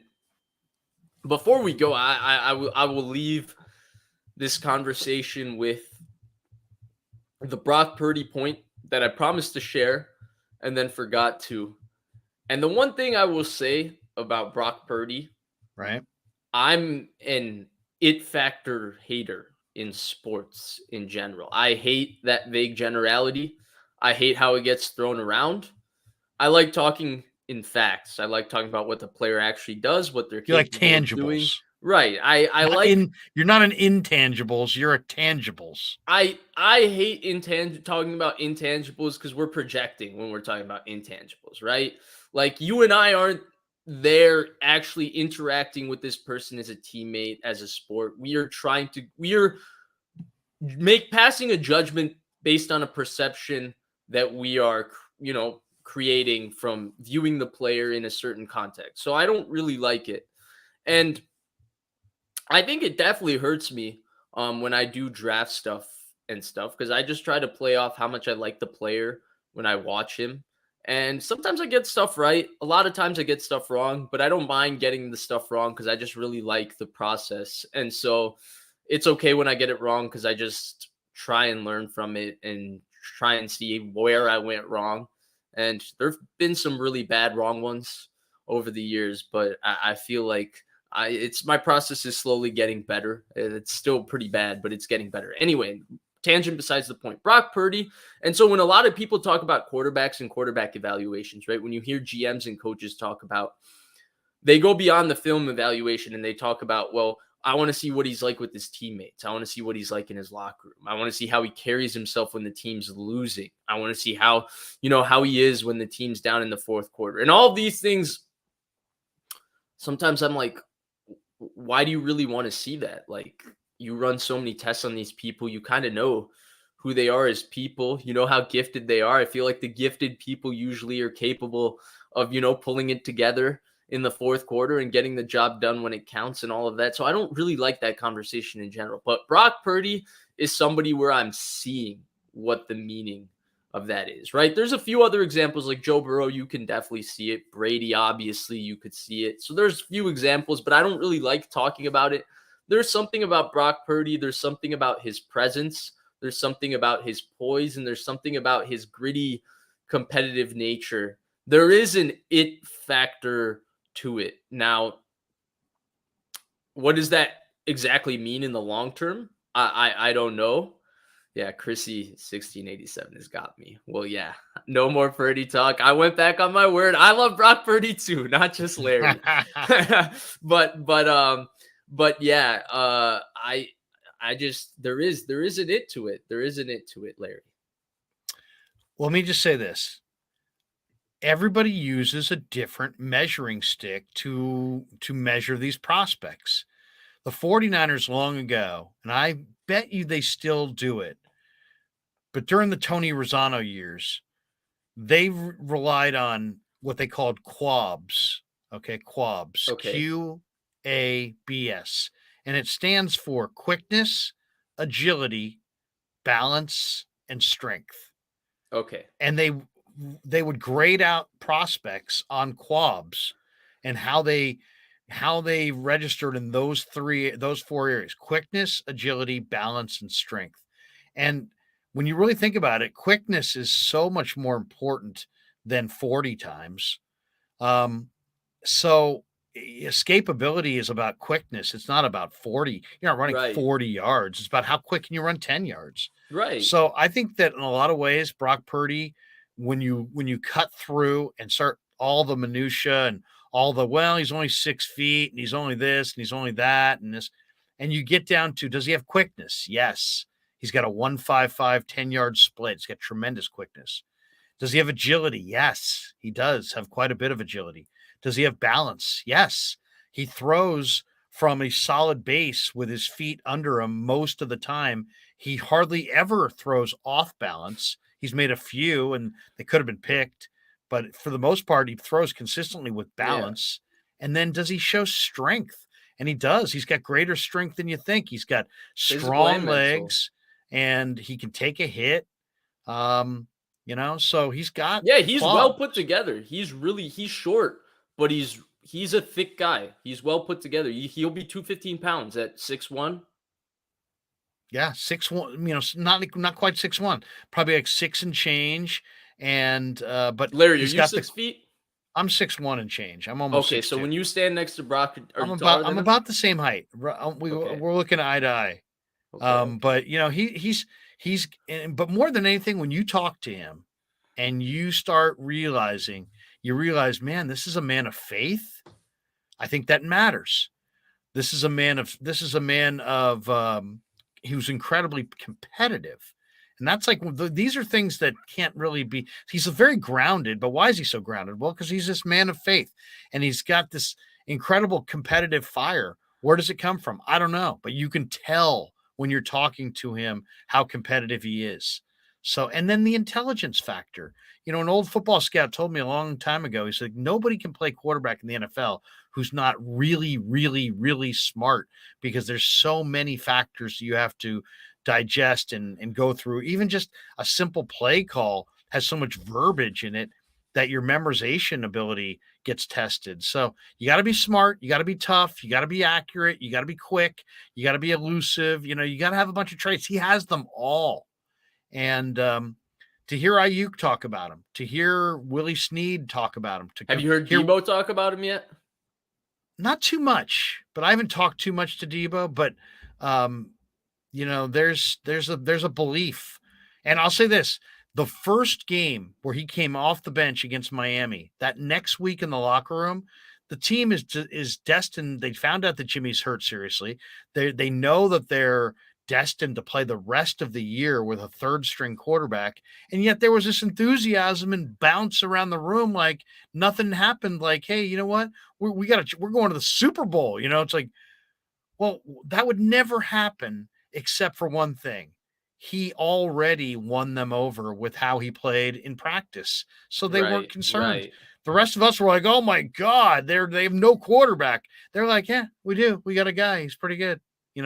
So Right, it right. was that the vibe to me. If there was one thing that I was shocked me this year, it was that the vibe coming out of that Miami game was not like we got to win, but man, Yeah. the decks are the deck is stacked against us. It's like, hey man, we're in this thing to win it still with our third quarterback. So Yeah. And speaks volumes. To me, the Miami game coming in when they were down 7-3, after that first series, just the way he played, And it especially, was I mean, and they Miami's went after defense, him too. right? And Miami's defense was blitzing him, a lot of zero pressure, a lot of that, and just the poise and toughness he showed. Yeah, that was to me when I was like a little taken aback. I was like, whoa, this Larry Krueger guy, he might have been onto something. I might whatever I said to him this offseason might be on my low light reel when it's all said and done. But couple more super chats we got here Yeah. before we end the show and reconvene tomorrow. Um 2 Point, I'm gonna continue to call him office hours, said, and Lynch did it without any firsts. This was in reference to your 1986 draft Yeah. reference. Absolutely. Scott Patterson says it is just the ability of in to play a game of any importance as you would play in practice. It's actually something rooting psychology that's tangible. So let's call this poise. Why do we have to call it it? We just throw it around like when a guy wins, he's got it. Brock Purdy has poise. That's what he has. I He asked has command, I asked charisma. Ray McCloud. I love Ray, by the way. Love Okay. Ray. I mean, he's just awesome. So, It's like one of my by the favorite way, Niners. kind of random question before you get into it. Which Yeah. Ray did you like better when you interacted with them? Ray Armstrong or Ray McCloud? I didn't know Ray Armstrong, but Oh, okay. he was athletic and fun. But no, Ray McCloud is just awesome. He was telling me today he likes to listen to 50 Cent to get himself going before the game. He listens to the same song over and over. Okay. Um, but Interesting. no, but Ray was saying, I said, give me a word to describe Brock. And he thought about it and he's like, he's brave. He's really a brave guy on the field.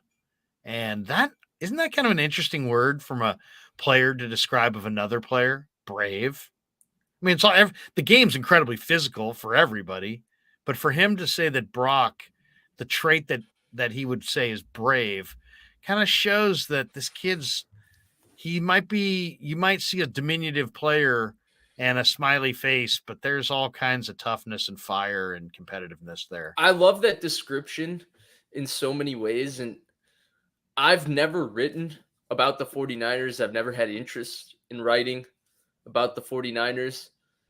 But the last 2-3 months, I'm actually envious of people who actually get to, have some written word and meaning. This story is just so beautiful, and just some of these quotes are so powerful. There's so many ways you can take this story and you can write it, and that's where I've really enjoyed Matt Barrow's coverage in particular this season because he's such a phenomenal writer, and the way he's able to piece, the narrative of all these amazing storylines and put it together. It's been a fun season. But a couple more questions. Titus Muller says, you think Adam Peters has a new deal coming to SF? And this is, I do. of course, based on him, turning down those two jobs. I think David Lombardi said it best. It doesn't mean a lot about Lynch. Maybe if they win the Super Bowl, he walks away. But regardless, I think it's Adam Peters is a Bay Area native, just liking where he's at right now. I'm liking their front office a lot too, and I would stick with it because they got a good thing going right now. I agree. My man Lens in the comments, appreciate you. Everybody, please do hit that like button. I really appreciate it. It helps the algorithm at all.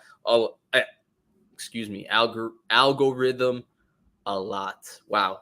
Talking is hard sometimes. I don't know how you do it 8 hours a day, Larry. Seriously. Um, but our last question from our good friend, dude, 2 point office hours. You got to stop, man. You save your money, please. I'm not worth you donating this much. I really appreciate it, and I will also answer your questions without the donation too. This is too kind of you. But he says it was clear the team knew who Purdy was in practice. It was also clear that they knew who Trey was, which is why it always felt like they weren't sold. Yeah, I think there's some validity to this.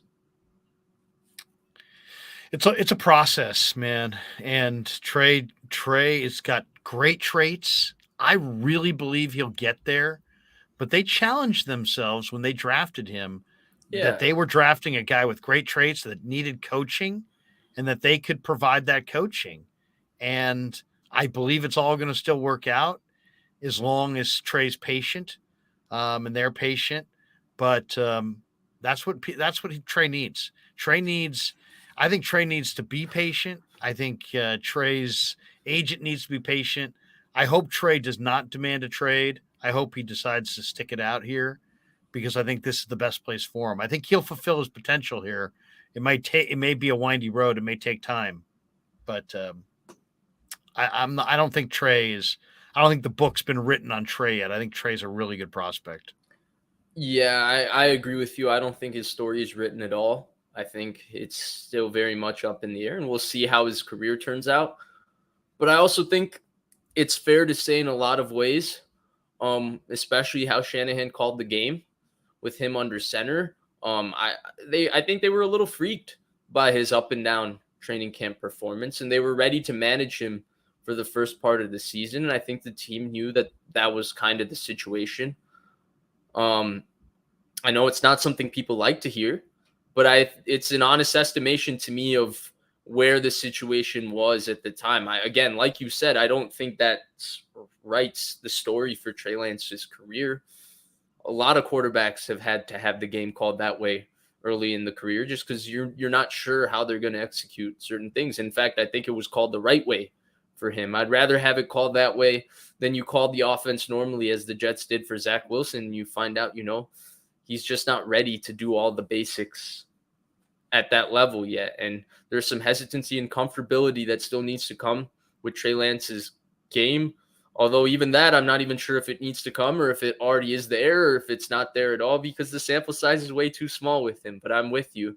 His story is it's not written, and it will be written over the course of the next 3, 4, 5, 6, 7, 8 years. And we'll get to find out who he really is. 2 point office hours. This is the last question we're taking. We've taken an hour and 52 minutes of Larry's time. He's been on air since about 6 a.m. today. The man needs to go rest and enjoy some time with his family. He says Trey has already filled up his potential by getting Purdy's first touchdown pass back to him. Come on, that's a little bit mean. 2 point office hours. Come on. I'll say this. I mean, this is going to sound hokey, but it's the truth. The room loves Trey. The guys in the room love Trey, and they believe in Trey, and they believe Trey's going to get there, and they would have been patient to a degree with Trey. But Brock also has demonstrated he's won them over by how he's played, and I think Shanahan would lose the room completely if all of a sudden he just flipped it back to Trey or flipped it back to Jimmy. I think Brock's played that well, where people would be like, "What? You're doing what?" Yeah. So but the other thing that always strikes me, it always kills me how the 49er fan base is such a great fan base, but when it gets into the quarterback discussion, it always seems like it has to be choosing sides and good Right. and evil. They all Right. play for your team. It's not I'm a Exactly. Trey guy, I'm a Jimmy guy, I'm a Brock guy. Be a Trey, Jimmy, and Brock guy because you're a Niner guy, There you go. There you go. And right? I think it's so important that you bring this up.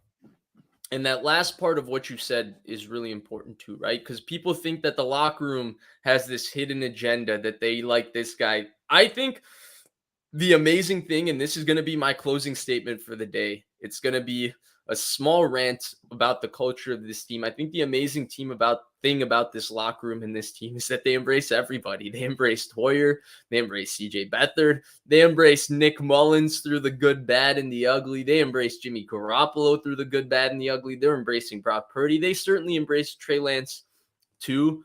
And to me, and I wanted to make sure I said this because I've not said this on stream, I've tweeted it a couple of times. To me, if you want, to me, the microcosm of why the 49ers are this good and what kind of a special culture with just amazing human beings that are easy to root for that Kyle Shanahan and John Lynch have established, it's what Jimmy Ward is doing this year. To me, is that microcosm, right?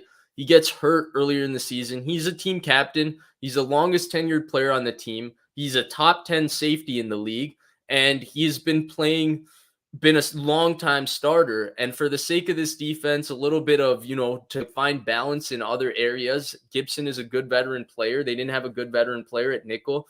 They moved him to nickel in a contract year.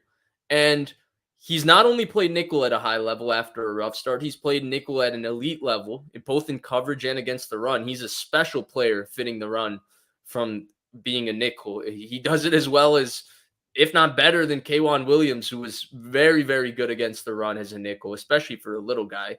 Not only that, but he's the longest tenured player on this team, a longtime veteran that's also playing kickoff coverage because he's playing nickel now.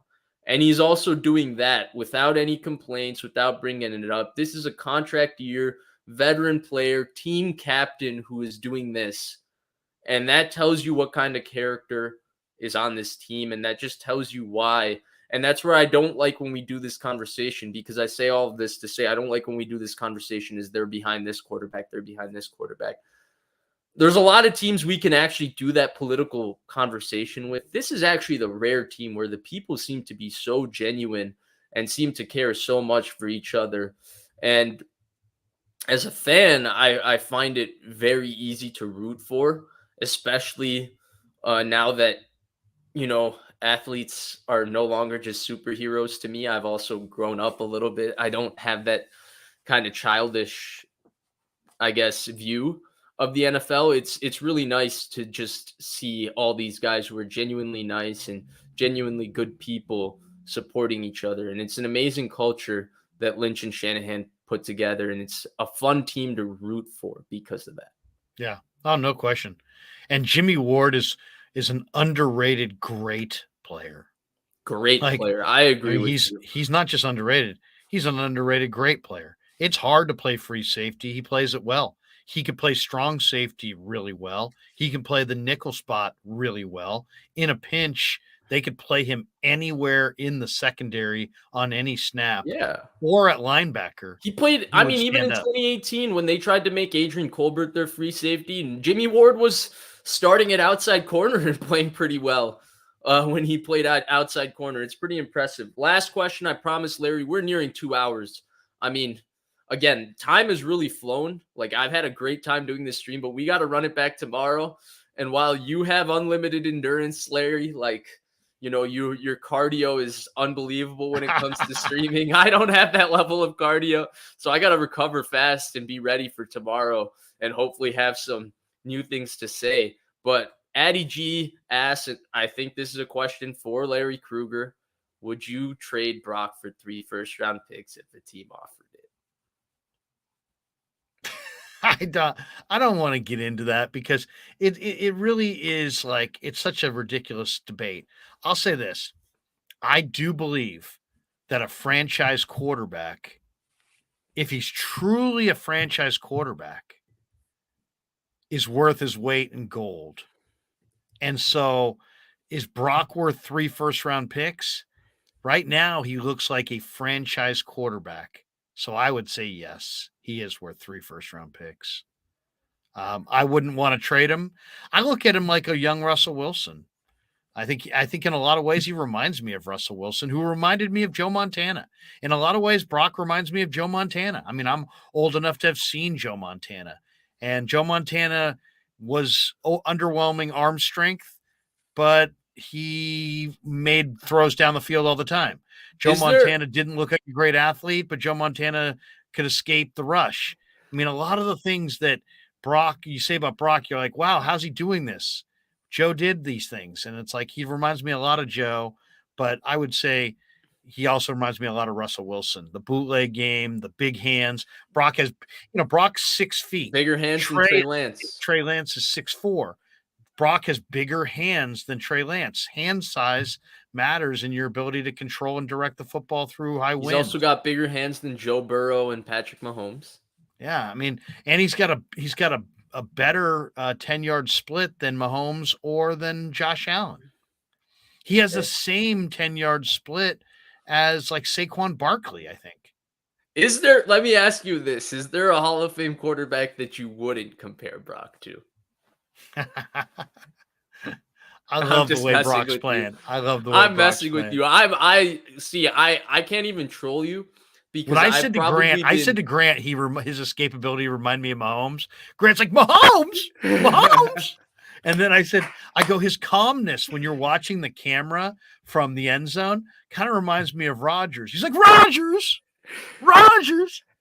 It's awesome. It was a great moment. And then PG90 says Jimmy Ward is talking like he has 1 foot out the door. I think that's kind of the reality of the situation. I think if there's going to be one casualty, you can't sign everybody. Jimmy Ward is 31, 32. He's probably got one last big payday in him. I don't think the 49ers can afford to pay him $10 to $12 million. And in fact, I love Jimmy Ward. I've been as supportive of Jimmy Ward as anybody in any sort of content or talking medium about the 49ers. And I will say that, to me, I would prioritize Emmanuel Mosley this offseason 10 times out of 10 over Jimmy Ward at this point. I don't think either of those guys is going anywhere. I think they're both. You think both come back? Interesting. Yeah, I mean, it could be possible with the cap booming a little bit and the fact that they're not going to be paying a quarterback. Who knows how many people come back? Yeah. All right, Larry. Good stuff, man.